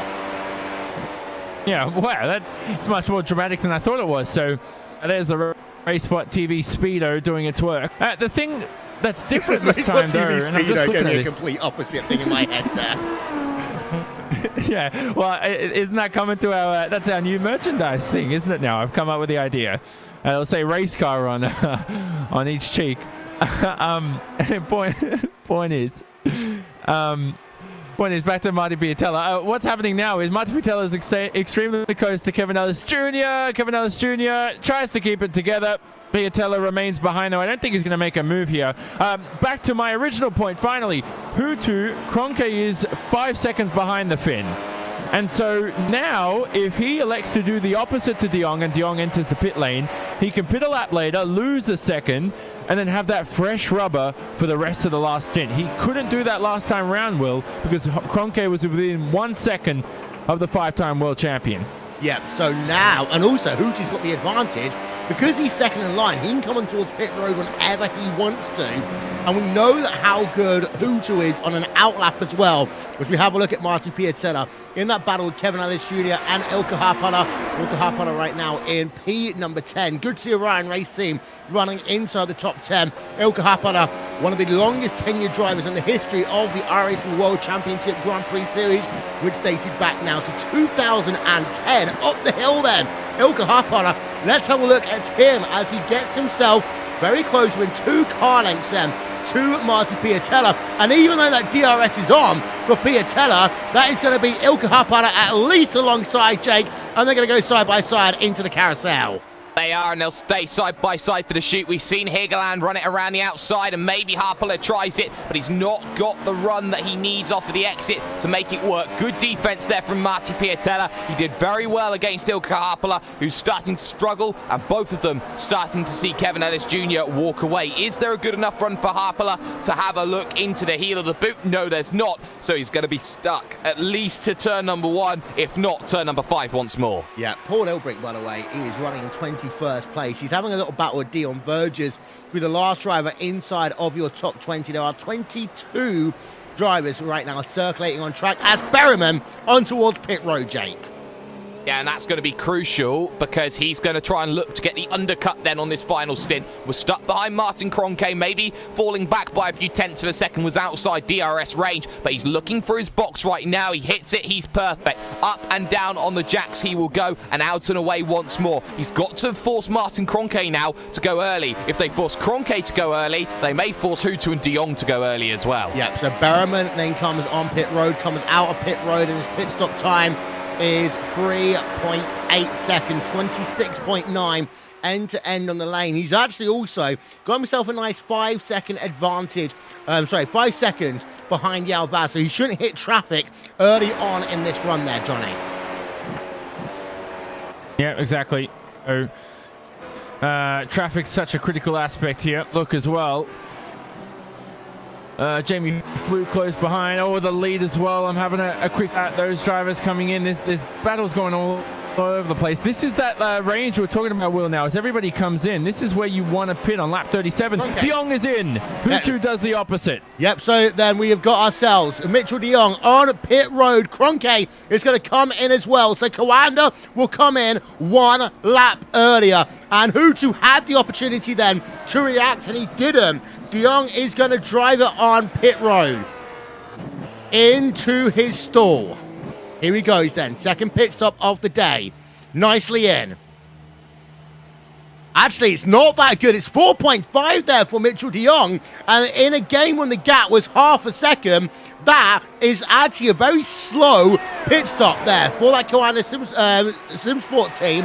Martin Kroenke, 3.8 seconds. And, well, that one could be the difference maker here today, Johnny.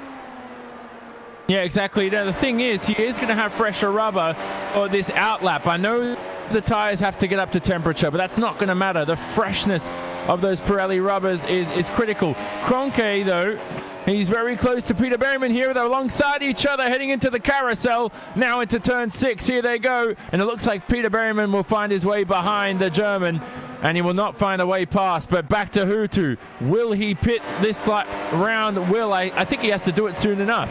Yeah, let's have a look at the replay then, Jake, of Kroenke over Berryman. Kroenke had to be aggressive. He was aggressive, and he found his way past around the outside into the carousel. But that was Kroenke realizing that was his one chance.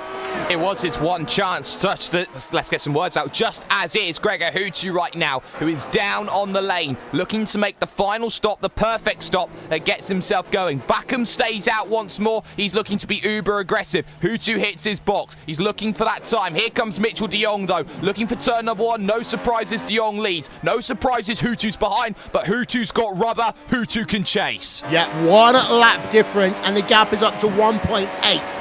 Worth noting, of course, Jake, that the first part of the stint, all race long, de Jong has been faster. I think de Jong needs to get that gap up to 3 seconds, and he's safe in this one. Well, this is going to be the question, because de Jong was faster when they were on the same strategy. Now there's a lapse difference between them in the tyres. I wonder if it's going to even itself out, and then we're going to see Hutu close in more aggressively than he did earlier on. There's also been an incident between, I think, Stephen Michaels and Moritz Lohner, which has put them into issues. I think Lohner now down on lane and out of the event, as is Michaels. So the pair of them running into issues, Will, but right now, Hutu's got work to do. Yeah, we're just trying to find this one then for Stephen Michaels and Moritz Lohner. Let's go back and have a look at what happened. These two were on board of the driver of Stephen Michaels as they work towards the carousel then. The University of Isabella, 1 positive sim racing car, number 15 machine, Moritz Lohner just ahead of him. Side by side carousel, and I think there's going to be a case of 2 drivers going into 1 there. Yes, there was. Stephen Michaels, unlucky for both of them. They are both on pit road and both out of the event. Mac Backham onto the lane then to make his final pit stop of the day. Last time he came out in P number 9 by going longer. 3.9 second, out and away. He is going to go. He's going to drop back to P number 6. P number 5, P number 6 is going to be very close actually. Side by side, Backham will come out in P number 5, but Marcus Jensen should have a better run up the hill right now as they come towards the carousel. This is going to be mighty, mighty close. P6, P7, all looking together here. And Backham going defensive. It looks as though he will have P5 secured for the time being, Johnny. Yeah, exactly. This is a nice scrap here to end the race. So this is the best part. You exit the pit lane. That's your final stop for the race, your final planned stop for plan A. And right now you are going to push to the limit. Here's Higgelen up the inside of Marcus Jensen. Brilliant move from Anton Higgelen. He's had a thrilling race so far, and he may end up in the top 5, top 6 if he keeps on pushing. Right now, though, Mac Backham ahead. He's got that fresh rubber, and he's going to scream away to the end of the event. Quite happily enough with those 4 fresh set of Pirellis. Yeah, Antoine Higgelen, there's a replay of him getting himself past Marcus Jensen. So Antoine Higgelen in P number 6. Let's talk about Ellis Jr. for a moment, Jake. Started P number 22. He is on the same tyres as pretty much everyone around him, although he is 4 laps to the good over Marcus Jensen, and he is now in P number 9. So he's into the top 10 right now. That's going to help him a little bit in terms of his 5th place in the championship compared to what he was about an hour ago. But Ellis Jr. could still get, in my opinion, up into about P number 7 here today. That depends if he's quick enough. 120.7 that last time by. I think he could get to Jensen if he drops off dramatically. Aside from that, I don't think he's going anywhere else any time soon. But keep an eye on Mitchell de Jong's times, Will. He has just become the only man to break the 1:20 barrier. 1:19.940. Fastest man on track. And this is him doing what I said he needed to, Johnny. Push as hard as he can within his limits, knowing that time is going to come down later on. De Jong right now, I think, is trying to force Hutu into pushing himself past the start-finish line. And for Mitchell de Jong, his lap time this time is going to be a 1:20.345. That was only a 10th faster than Gregor Hutu, but a 10th of a second a lap with 15 to go is fine. Yeah, Hutu could be saving it too. Sometimes you do this, you ease off the pressure in the opening part of the stint, because then he knows where de Jong is vulnerable. He's trying to gain an extra lap of fresh rubber here just by saving it a little bit, but you don't want to overdo it and then end up 6 seconds behind and be too far off trying to contend for the lead. Here's Berryman. On the outside, here's Berryman then through the carousel. Just can't stay alongside on the exit of that corner, but Berryman is looking racy, and Kroenke, again, once they actually get into a stint, Jake, is not looking that strong in that number 5 car. Berryman, I think, is now eyeing up a podium for sure. Well, Kroenke's half a second slower than Mitchell de Jong, and that seems unfathomable, seeing how Martin Kroenke was last year. But it is the truth, and Peter Berryman is hounding the rear of Kroenke. He knows he wants to get past Kroenke. He has every right to attack and try and get past Kroenke. If Apex want that podium, if they want to prove that they are undeniably the 3rd best team and can push to attack Redline and Coanda, then I think they're going to prove themselves here. It's good efforts right now from Berryman, but it's got to be decisive, and he's starting to fall back a little. Yeah, of course he is in that dirty air. Sometimes drivers will like to do that though, Johnny. Just fall back a couple of tenths per second, regroup, sort their errors out, and then have one big charge. Not necessarily to surprise the driver ahead, but to make sure everything is going in their direction as they set up to make a pass. Because you can see how sometimes it can be hard to overtake in this series. I don't like doing that. I like sniffing the guy ahead right under the rear wing, and I love intimidating him as much as possible. You stay as close as you can within technical reasons. If that impedes your tire balance, or if anything else goes wrong, or you risk an incident, yeah, then back off. One thing these drivers have to manage is fuel as well. I think we've seen a couple of drivers run out of fuel on the final lap. I think it was Higgelen at Monza who did as well. So hopefully everyone's good on fuel. It's quite an embarrassing blunder if you don't actually fill the car up before the race. There's your top 8 along the bottom of your screen right now. De Jong leads by 2.6 over Gregor Hutu. Martin Kroenke, 3rd place, but he's got Peter Berryman right behind him. Matt Backham, P number 5. Antoine Hegelin in 6. Marcus Jensen, Josh Rogers in P7 and 8. And then Kevin Ellis Jr. and Marty Piatella, they round out your top 10. So, the battle out front right now is between the driver who has won every single race in this series at this track. It is Gregor Hutu, although he goes ultra wide through turn number 1 there, Jake, and that might cost him a 10th or 2. It certainly could. I was just looking at the way he attacked turn number 1. He was very, very aggressive into the corner, almost carried a little bit too much speed, and he will get a little bit of help with Balazs Remenit here, who lets him go. The lap traffic not proving to be a factor then, as Hutu looks to get himself back in with Mitchell de Jong. He was actually 0.2 of a second quicker over that last lap over de Jong. De Jong had to deal with the traffic in front. I wonder if de Jong's going to gain that time back, maybe a 0.2 swing back the other way. Yeah, but it swings and roundabouts at the moment between the two of them. 2.3 is the biggest gap, though, Johnny, between de Jong and Hutu all race long. As we are ticking the laps down here, we are getting to the point now with 13 to go, 12 to go at the line. We've got to say, okay, Hutu now needs to gain 0.2 a lap. He does. It's possible. He's saving the tires. Doesn't all have to be consistently 2/10 lap. He also has to get driver in front too. So last lap around Hutu. Here they come across the line. 20.7 for Mitchell de Jong. 20.7 for Gregor Hutu. So exactly matching each other right there. As I said earlier, Will, I think Hutu's saving it. He knows he's quicker towards the end of the first 10.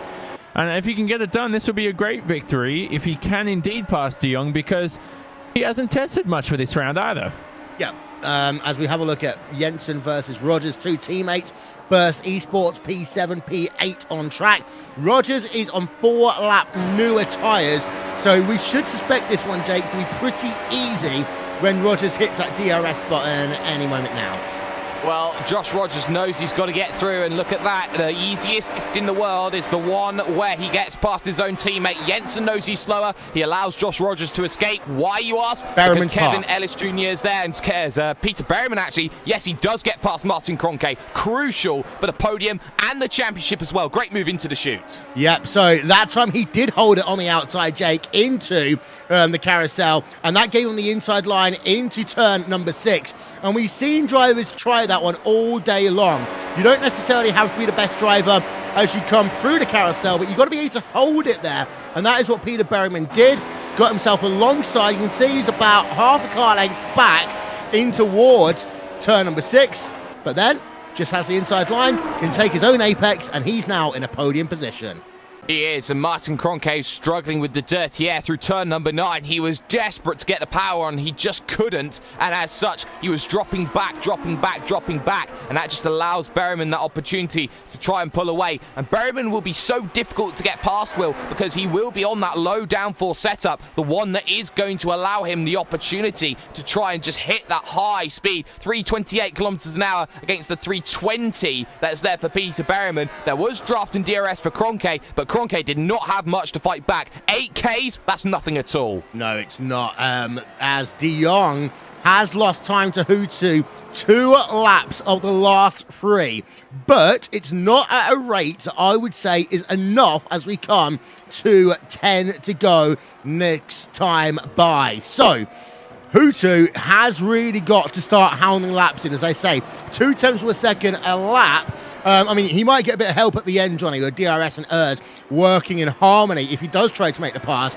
But we know how good Mitchell de Jong is at making corners matter when he needs to. Like turn number 1, for example. You get turn number 1 right, you can make it very, very hard for any driver behind you to really follow you up the hill the way you need to. As again, Hutu only gains a 10.5. Yeah, exactly. He's clutch. Is that what you're saying? Mitchell de Jong is clutch. Yeah. He's a 4th quarter performer. So I think that's proving into his favor right now. You know, you can perform these lap times. I think we might have just lost a little bit of Johnny there, so we'll try and get him back as quickly as we can. Having a look a little bit further back there, Yao Vaz, Jamie Fluke, these drivers are separated by less than a second on track, battling outside your top 10, but it looks like Yao Vaz is indeed now just about, Jake, into DRS range. He has been gaining over Jamie Fluke the last 3 to 4 laps. He has, Will, and Yao Vaz knows that he needs to prove himself at Orion. His results haven't been too forthcoming. I'd say he's even been a little disappointing so far this season, but he knows that he's got to go out there and get some great results. He was up there for some times at Monza. He is starting to find that form again, and now looking to get past Jamie Fluke, who has been no slouch this season. He's looking to try and back up Ilkka Harpala here and look to try and get position 12. Yeah, indeed. So this is going to be a nice little battle going on towards the end of this event.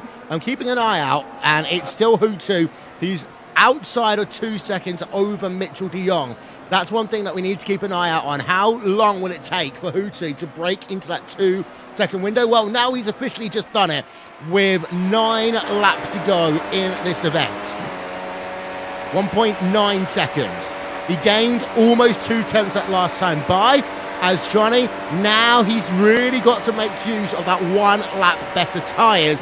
I just think that coming in a lap earlier might well have just won Mitchell de Jong in this motor race.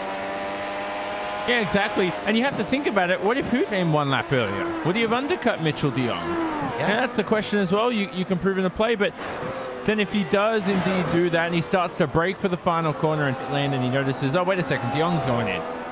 I don't want to do that. So the way he was just too close for comfort. He was so close that it almost played to his detriment at the same time. But here they go. No, they're going to fight to the line here. 1.5 seconds, if I'm not mistaken, is the relative time. Yeah. And we'll see what happens across the line here. But once Hutu gets into DRS range, I'm sure he'll be able to make a pass. This time I hope the Illuminati don't mute me, because I really think Hutu in this race. Yeah, as we've got ourselves Ellis Jr. really hounding down Marcus Jensen right now. Battle for P8 on track. Ellis Jr. a little bit of opposite lock on the exit of turn number 8. Now into turn number 9. He has gained almost 2 seconds in 3 laps over Marcus Jensen. So this one should be over fairly quickly. So we'll keep with it for a moment as this battle is going on. We do have to remind you, by the way, that Johnny did say it was going to be Mitchell de Jong winning this race earlier on. But here comes Kevin Ellis Jr. in towards turn number 1 then. On board. Up the hill. DRS should be activated in just 1 moment's time. Ellis Jr. now should get into that closing zone. Marcus Jensen's going defensive, but Ellis Jr. probably won't have any of that as he goes to the outside in towards the carousel. They'll be side by side. We've seen that outside-inside work all day long, and Ellis Jr. will be clear. Just runs over the rumble strip at the end of the carousel, but Ellis Jr. up into P number 8. Now back to the driver of Gregor Hutu. Gap is 1.3 seconds right now. He's closing up into DRS range with 7 laps to go at the line. And how many times this season, Jake, have we had lead changes, battles, incidents in the last 10 laps of the event? And how many wins has Gregor Hutu had when it has come down to the clutch moments? Answer this season, a big fat donut. Nothing. Hutu needs to buck the trend. This is the circuit where he looks to buck it. 1.2 seconds at the moment to Mitchell de Jong. De Jong's tyres falling away. This was the strategy that Hutu wanted. He knows he's clutch on the last third of a stint. He knows he has the tyres on the last third of a stint, Will. So use it to his advantage with an extra lap that's available. Get a bit more of an advantage. Have the ability to attack and make the move. That's what Hutu wants. I still worry though, Johnny, about Hutu's downforce levels and the ability for him to actually make a pass. He is now into that dirty air, and he's been hovering this lap around 1 to 1.2 seconds. He does get a better run for the middle section of the racetrack. What that means to me is that he's got a car which has got more downforce, which is better suited to the more difficult, twisty section of this track, between basically the end of sector number 1 and the start of sector number 3, as the gap almost comes down to below 1 second. But Hutu, as they come into the second to last corner, again has not got DRS range as we now come to 6 to go. It only matters at that tipping point. So he's now in DRS range, I believe, as they cross the line. It'll be 9/10 the gap. So here they go now. Across the line it is. Under a second. Hutu will have DRS this time around as de Jong goes extra wide into turn number 1, trying to ease the load on those tyres. This is so intense right now, Will, and I'm just looking forward to Hutu gaining about 4/10, I believe, at the end of this straight.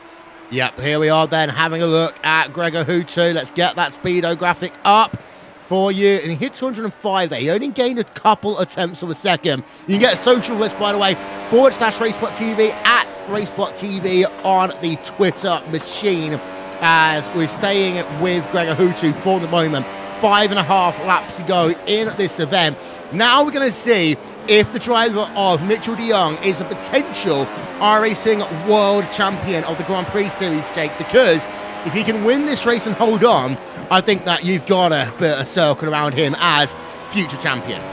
Oh, yes, you do. Mitchell de Jong arguably has had the pace to be champion for the last couple of seasons. He just hasn't had the platform to go out there and make that his reality. 2 9th place finishes in the championship does not reflect his overall skill as he heads into the final corner. Yes, he's got to defend. Yes, he's got to defend hard, but you're defending against the man undefeated here at Watkins Glen. Gap down now, comes to 6/10 of a second. This is where Hutu got stuck at the end of the second stint, was unable to get any closer than this. If he can get it down to 4/10, maybe even 3/10, Will, I think he has a chance at going for this race victory. Okay, let's have a look then. On board of Gregor Hutu, up the hill. Let's listen in.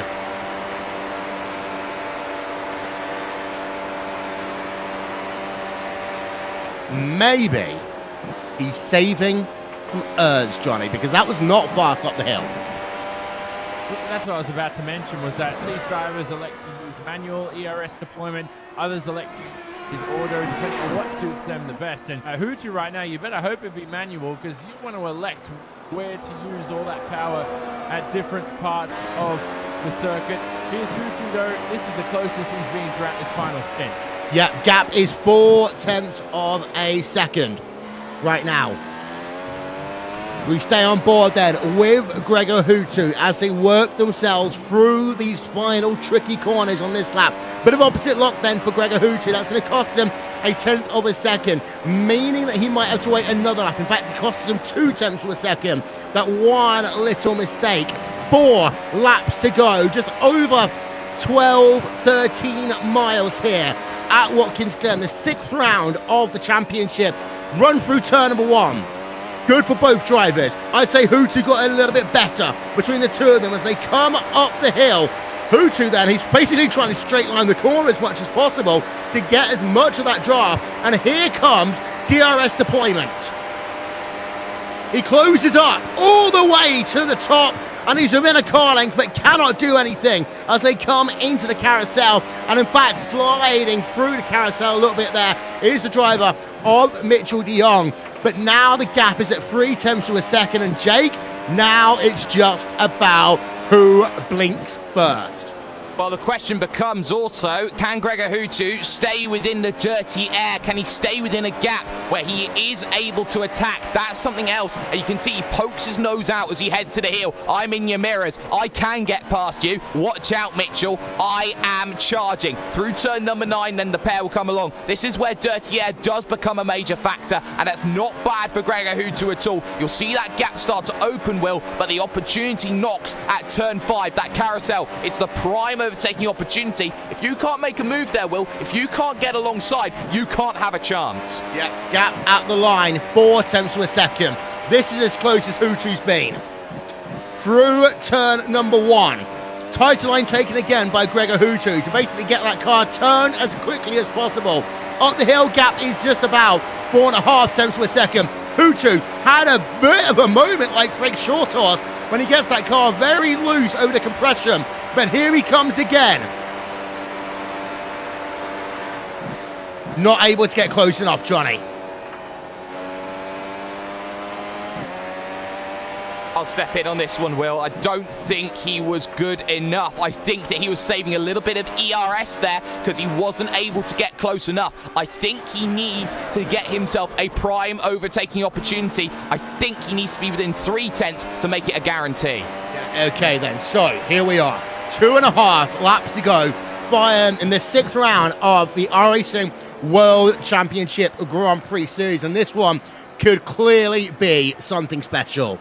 Mitchell de Jong has led all day long from pole position. He is looking to break one of iRacing's big streaks, and that is stopping Gregor Hutu from again winning at Watkins Glen International. Hutu has never lost in an iRacing World Championship Grand Prix Series event at this track. They come down in towards turn number 1.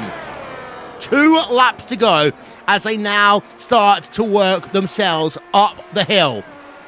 De Jong, you can see right now, it's about 5 car lengths as they work themselves through 2, through 3, through 4, onto that long back straightaway. They'll only have one more opportunity after this one, so if you're Hutu, you might want to try something now. He closes up to the inside just about, but he was still half a car length back as they worked towards the carousel. He tries to make a half move in towards turn number 6.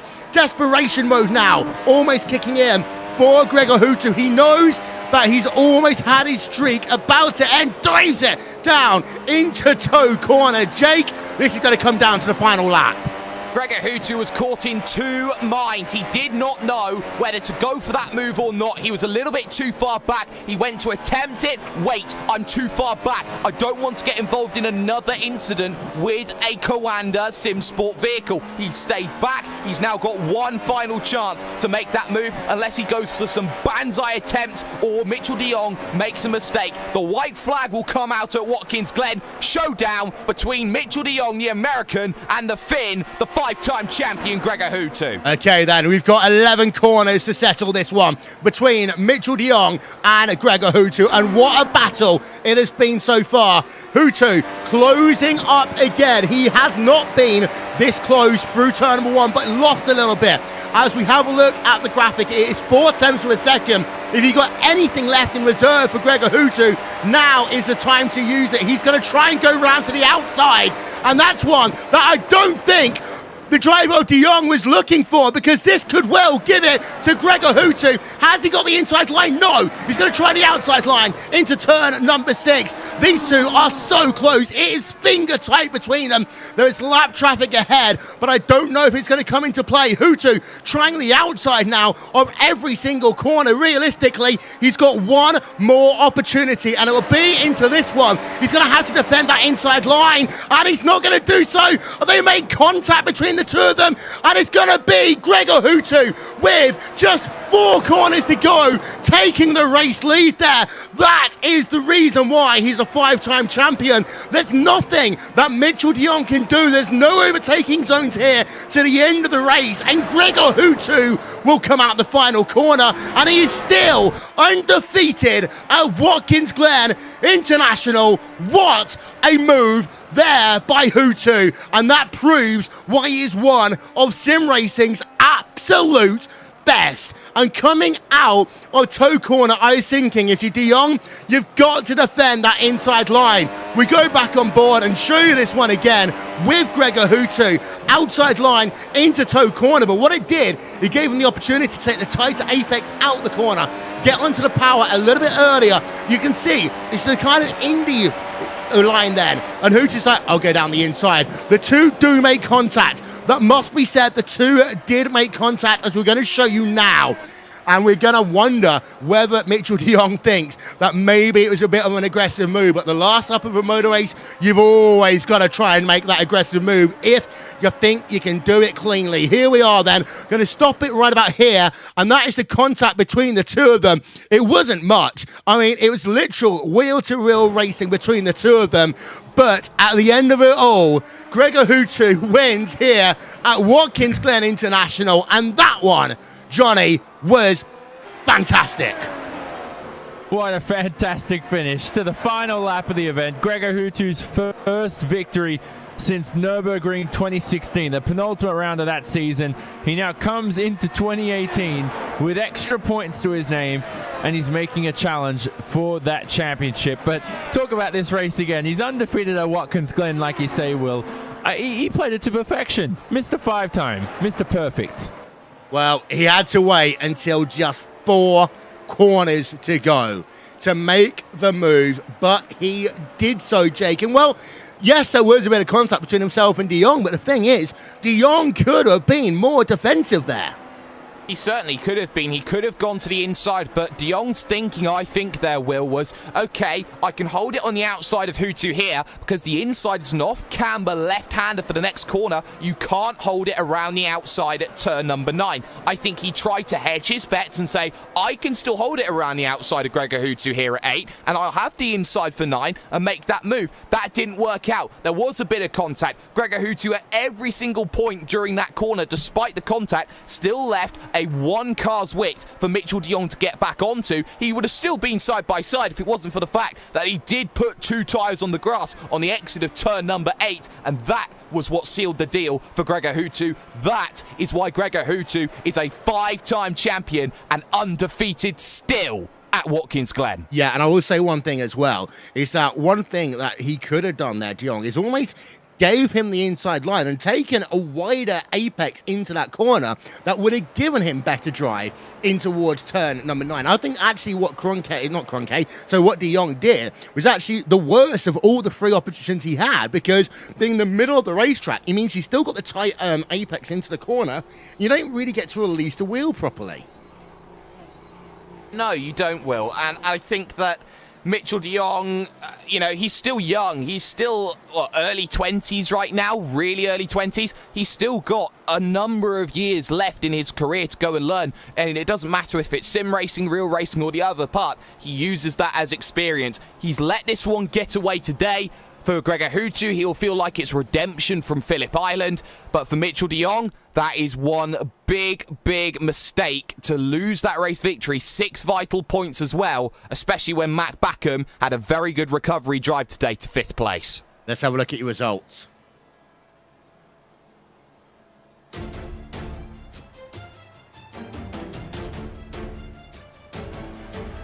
Gregor Hutu waited and waited and waited some more. And then with 4 corners to go, he made a decisive move down and basically got himself race victory. He only led for 3.5 corners in this event, but Gregor Hutu remains undefeated at Watkins Glen in the iRacing World Championship Grand Prix Series. Mitchell de Jong comes home in 2nd place here today and led all but 1 lap, but it is the last lap of the race that gives you your overall race result. Peter Berryman outraced and outperformed Martin Kroenke here today, and I think he was hoping in the back of his head that maybe Hutu and de Jong would come together like they have done so far this season, and he could well have been a winner in this event. Turns out a podium is all he gets, but that's still a fantastic result for him and Apex Racing UK. Martin Kroenke 4th has always looked off pace here today.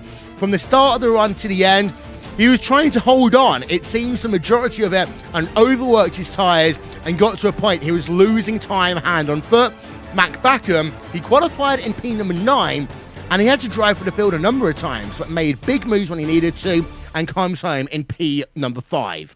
Antoine Hegelin then in 6th place for Apex Racing UK, with Kevin Ellis Jr. up from P number 22 to P number 7. Joshua Rogers for Burst Esports in 8th. Ilka Harpada for the Orion Race Team in 9th, and Marcus Jensen holds on to a top 10 in this event, despite having tyres 4 laps longer than anyone else on track. Back to page number 2. And Marty Piatella in 11th place, with Yao Vaz in 12th, Jamie Fluke in 13th, Kazuki Umeshima 14th, and Dion Vergers rounding out your top 15. We had 19 drivers finishing on the lead lap here today. The last of those was Ricardo Orozco in the University of Isabella 1 positive sim racing car. Balas Remniak was the first driver, scored 1 lap down.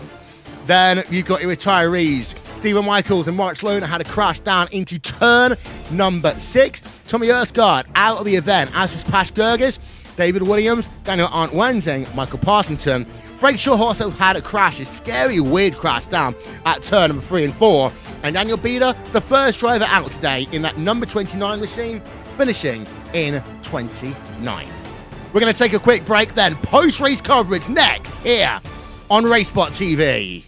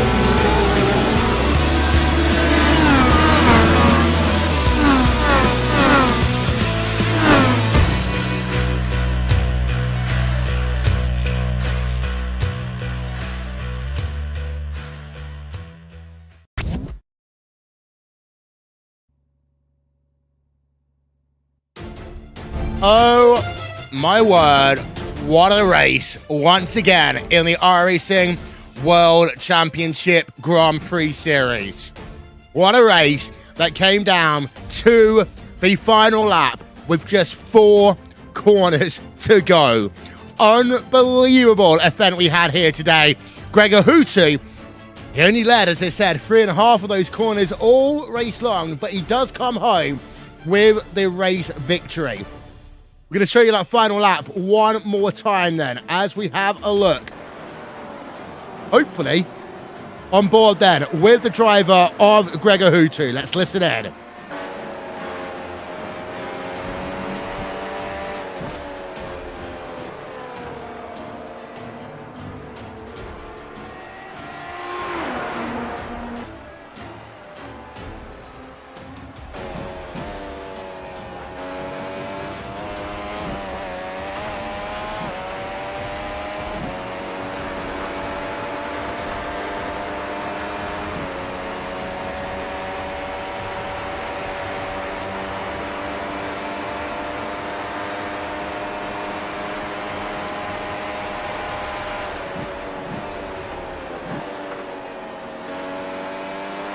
So this is where it starts.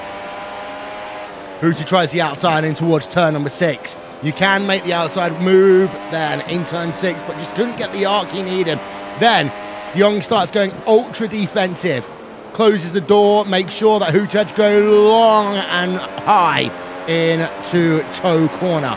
Then you come in towards 8, and Hutu down the inside. The two do make contact. Hutu does graze up a little bit, as we have one more look again from our aerial coverage. Brought to you by And One Design. If I can actually find the thing I'm looking for, which is here. And let's try this from another angle, shall we? We zoom in. And let's pause it here. Now, actually, having a look from there, it does seem to be, I always say, Johnny, that actually de Jong tries to pinch Hutu into the corner, and Hutu is having absolutely none of it. But de Jong defended really well up until he was passed. And I really think number 8, he should have hugged the inside. He should have found a way to make it work. The biggest thing, though, back to the carousel, I don't think Mitchell de Jong thought Hutu was going to stick it so quick around the outside of the carousel. Because what I thought was, there's no grip there around the outside. There's a lot of marbles, but Hutu made it work. And then the next corner after the carousel, you go into the left-hander. Hutu was offline, no rubber at all, almost lost the car, and somehow found an inch of grip. And that helped propel him with a bit of momentum for the next corner. So great attacking and great defending at the same time. But I think, you know, offense always beats some great defense, you know, sometimes. Yeah, indeed. So that does make Gregor Hutu your winner here today. And well, Gregor, it took you until the final lap, but you continue your undefeated streak at a track that apparently you don't enjoy racing at that much. Welcome back to Victory Lane at Watkins Glen International. Yeah, thanks. Man, it was a tough race, tough, intense, 56 laps. So, yeah, I guess there must be something magic about Watkins Glen for me. Well, talk us through it from qualifying, because qualifying saw you on the inside of row number 2. You almost had Marty Piatella, but he get to you in qualifying as well. But he ended up just messing up the final corner. So you started on the inside rather than the outside of that second row. Do you think that would have made a difference had you been behind Piatella at the start of this race? Yeah, I guess it might have been stuck behind him for the first stint. So even if I got past him at some point, I probably would have been too far away from Martin and Mitchell. So yeah, it was important to be in P3 at least. And then into the race itself, you got yourself up to P2 early. It seemed to be that de Jong would start pulling away at the start of a run, and you would pull back towards the end of a run, which, of course, we know that you're always better than most drivers in terms of the second half of a stint. But when you came down to the third one, did you almost try and goad de Jong into pushing harder, knowing his tyres were more likely to fall off? Yeah, in the beginning of the race, I wasn't really sure I would be able to keep up with Mitchell because he was he was really quick, so I just had to go flat out, qualifying laps every lap just to keep up, and then hope that the tires would come in, I guess. So they did. Basically on each stint I had the advantage at the end of the stint, so I kind of tried to play my strategy with that in mind, and yeah, I guess it worked out perfectly this time. Just had enough at the end of the race to get by. One of the closest championships we've had in years, one of the craziest championships we've had in years. So you tick Watkins Glen off your list once again as we continue to head through the season. How hard do you think it will be to win your 6th championship, considering all the competition around you? It's gonna be really tough, yeah. I think there will be some tracks where we really need to find a lot more pace to be able to compete with these guys, so we'll see. It's gonna be tough, but yeah, we'll try to keep pushing and try to find even a bit more pace. Well, Gregor Hutu, before we let you go, who gets it done for you and that Team Redline organisation? Yeah, as always, thanks to Fanatec, SimLab, Feel, and of course to my team. Well, that, ladies and gentlemen, is your race winner, Gregor Hutu.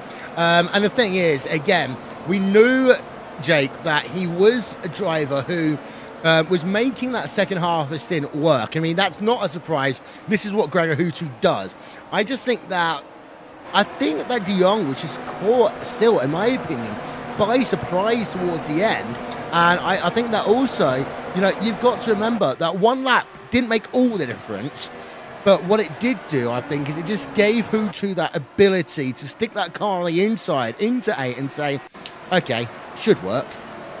I think you need to look even further than that, Will, because you look at what Mitchell de Jong had been doing defending. He wasn't moving across his line. He didn't feel that he could be overtaken. The one time when Gregor Hutu got close enough to try and make that move properly, he was instantly down to the inside, and then he was playing a game of, okay, I have to defend here, I have to defend there, pretty much thrown out of line and moved into a position in the chessboard of racing, which was essentially just a strategic move to get to checkmate. It was just a case of check, okay, I'll move out of position here, but I'll still hold on. Check, move out of position, I'll hold on at this place. Checkmate down the inside, and yes, maybe he had a better move available on the board for him, but I think for Mitchell de Jong, he gets himself within 2 points now of championship leader Matt Backham. With the drop week, he has the advantage now by about 6 points or so. Mitchell de Jong essentially is in the driver's seat despite coming second today. Yeah, and indeed, we're going to talk to him in just one moment's time. But Johnny, in terms of, this is the whole thing. This is a season, not a race. Sometimes not winning a race, it has some effects in terms of championship. But the last thing I think that de Jong wanted to do was have a repeat of someone like Phillip Island, or be in a situation where he would get, half the points rather than just losing a couple. I think it goes to show how tough it's going to be to win races this season. When battles go down to the wire, to the final lap. This championship's wide open, like we said.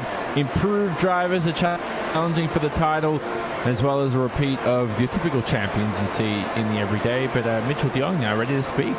Yeah, indeed. And, well, John, take it away. Yeah, here we go. Mitchell, talk about your final lap battle, first of all. I mean, that was... let's start with the carousel. Can you talk us through from there? Because what I felt was... you thought Hutu wasn't going to be able to stick it around the outside. He managed to get all that pace around the outside with all the marbles there. How was it? Yeah, this was a difficult race. We were on quite a bit more downforce than Gregor, so we were using more ERS and things like that. So it was bound to be tough. We were quite a bit worse once the tires would die, so I really needed to push hard early in the stint to try to build enough of a cushion so I wouldn't be susceptible to these issues. But yeah, going through the S's, the car was pretty much nearly wrecking after like 10 laps in each stint, so tried to hold on to that. He would always get a really, really good run through there, being on so much less downforce, and I was really close to running out of ERS, especially towards the end. So I just tried to manage it the best that I could there. But yeah, I was difficult. Well, this one's gone now. You're not going to have this one back. You know, that's the way it goes now. But there's anything you can adjust next time round? Do you think maybe trying to find a way to sustain towards the end of the stints is something you can work on, or did you think that wasn't too dramatic of an issue? Yeah, I mean, we have a really good idea what we could have changed and basically solved the issue already. So, you know, it just we made the wrong decision this time, I would say. Obviously, we could pull a bit in the beginning, and then once the tires started to die around halfway through the stint, he would just drive up to me like nothing. So, you know, I really thought we could hold on to it. It's unfortunate. It's kind of the same scenario in Interlagos where I got pushed off for position again. So it's a difficult corner to deal with. I could have kept it to the inside on the entry, but then when he has more grip, then he can just, you know, stick it around the outside and have a better line to the next corner. So it's I don't know. It's a hard thing to figure out how to solve this issue, but you know, unfortunate it ended that way. You're talking about turn 8 there, aren't you? When you elected in the inside, defend the outside. Sorry. Yep. Yeah. So, look, end of the day, shoulda, woulda, coulda. You have to look forward to the future rounds. You said you solved that issue with eyewear. I have to say, Watkins, Glen, can you carry this setup towards Silverstone? Sort of similar track characteristics, you know, lack of braking and high-speed corners. Is this something where you can say, okay, let's use this same sort of setup base and let's sort of approach Silverstone in the same sort of approach, and then make that little adjustment to save a bit of tire life? I'd like to think so. I mean, like last year we had some nice stuff figured out with that. Some of Marty's magic. So yeah, I think we need to bring some back and fix all our issues and make this a little bit easier again. So yeah, we'll work on that. And bonus question for you: championship's wide open. Are you going to get it done this year? Because, you know, all these wins, it's tough to let them slip away. But is this the strongest you've ever been? Get it done if this is the strongest you've been? Well, Watkins is kind of a pretty simple track, so that's why everyone's always really, really close here. But, you know, I still feel like I'm getting better and better every race we go to. Got to put in a nice amount of prep for this one. And, you know, just still learning more about the car, coming a long way from last year still. And, you know, I really, really want this. So I'm not going to give it up. I'm going to do everything I can. I'll make sure of that. And hopefully we have it in the end. There you go, Will. Mitchell de Jong, P2. Not what he wants to hear from me, but almost a race win, just 4 corners too short. Yeah, indeed so. And the thing is with Young, he is still in the driver's seat, or in the Uber going toward the championship at the very least, because there's a couple of people who are all very close in terms of that championship right now. We have got third place driver. It's a driver who in many ways outdrove Martin Kroenke in the second half of this race here today, Jake, and that is Peter Berryman. It is, Peter. You haven't had a result inside of the top 5 all season. You come along now with a third place finish at Watkins, Glen. Just how happy are you? Yeah, pretty unexpected. Seeing Scott Silver, pace and things like that. But yeah, super happy with that result. Super happy with the result. Now, for your race, it was about trying to maintain position and make some good moves early on. You managed to deal with the pack quite early, giving you that opportunity then to go battle with Martin Kroenke for the second and third stints of the event. How difficult was the opening part of the event, especially with everyone in close proximity and not really too much of an advantage to make a move? Yeah, pretty early on in the race, I was close to getting crashed out, so I was glad I missed that, but yeah, it was very, very difficult to make a pass. But one thing was quite strange this race is, for whatever reason, all the other cars seemed like they were 20, 30 k's slower down the straight. So I'm not sure what they were doing, but yeah, made overtaking pretty easy because other than the straight, there's really not much other corners really to do it. So yeah, it was pretty easy to be honest. It wasn't too bad. And while you thought it was pretty easy, you had that battle with Martin towards the end of the event. Did you expect the tyres to drop off of Martin's vehicle as much as they did? And did you feel that the position over Martin Kroenke is going to give you a massive psychological boost moving forward to round 7 of the championship?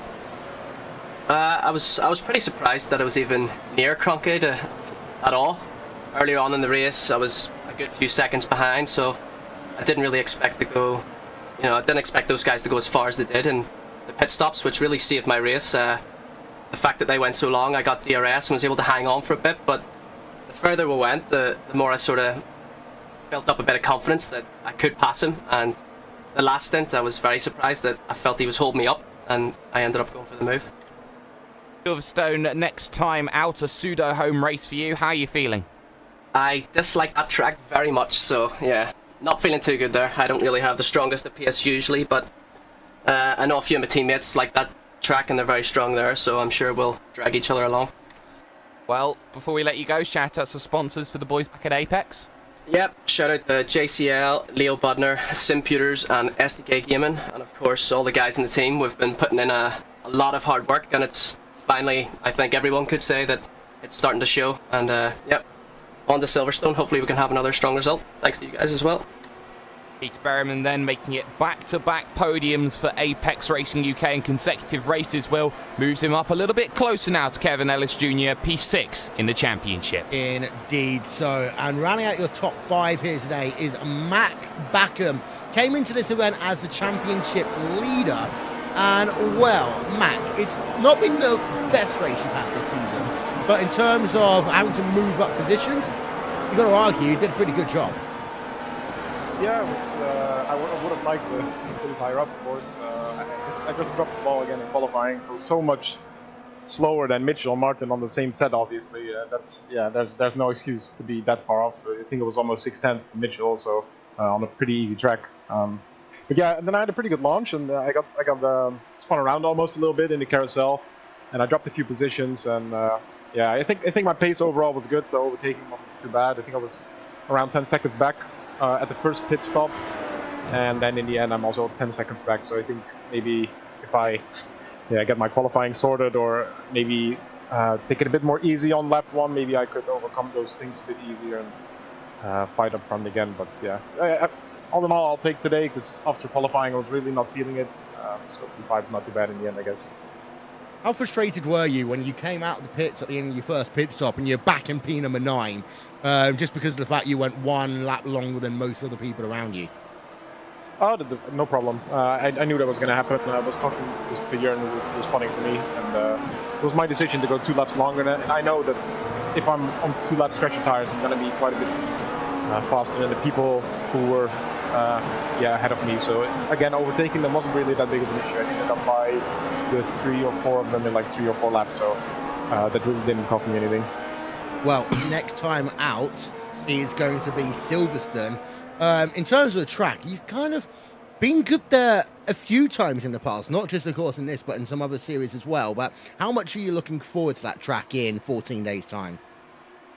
Silverstone is an okay track. I don't hate it, but I don't love it either. I don't know. I hope I can be up to pace there. What I'm really looking forward to is the race after that in Imola. That's one of my favorite tracks. Hope that comes soon. Yeah, well, thank you very much, Matt. Before we let you go, shout out sponsors. Who gets it done for VOS Kleiner Sim Sports?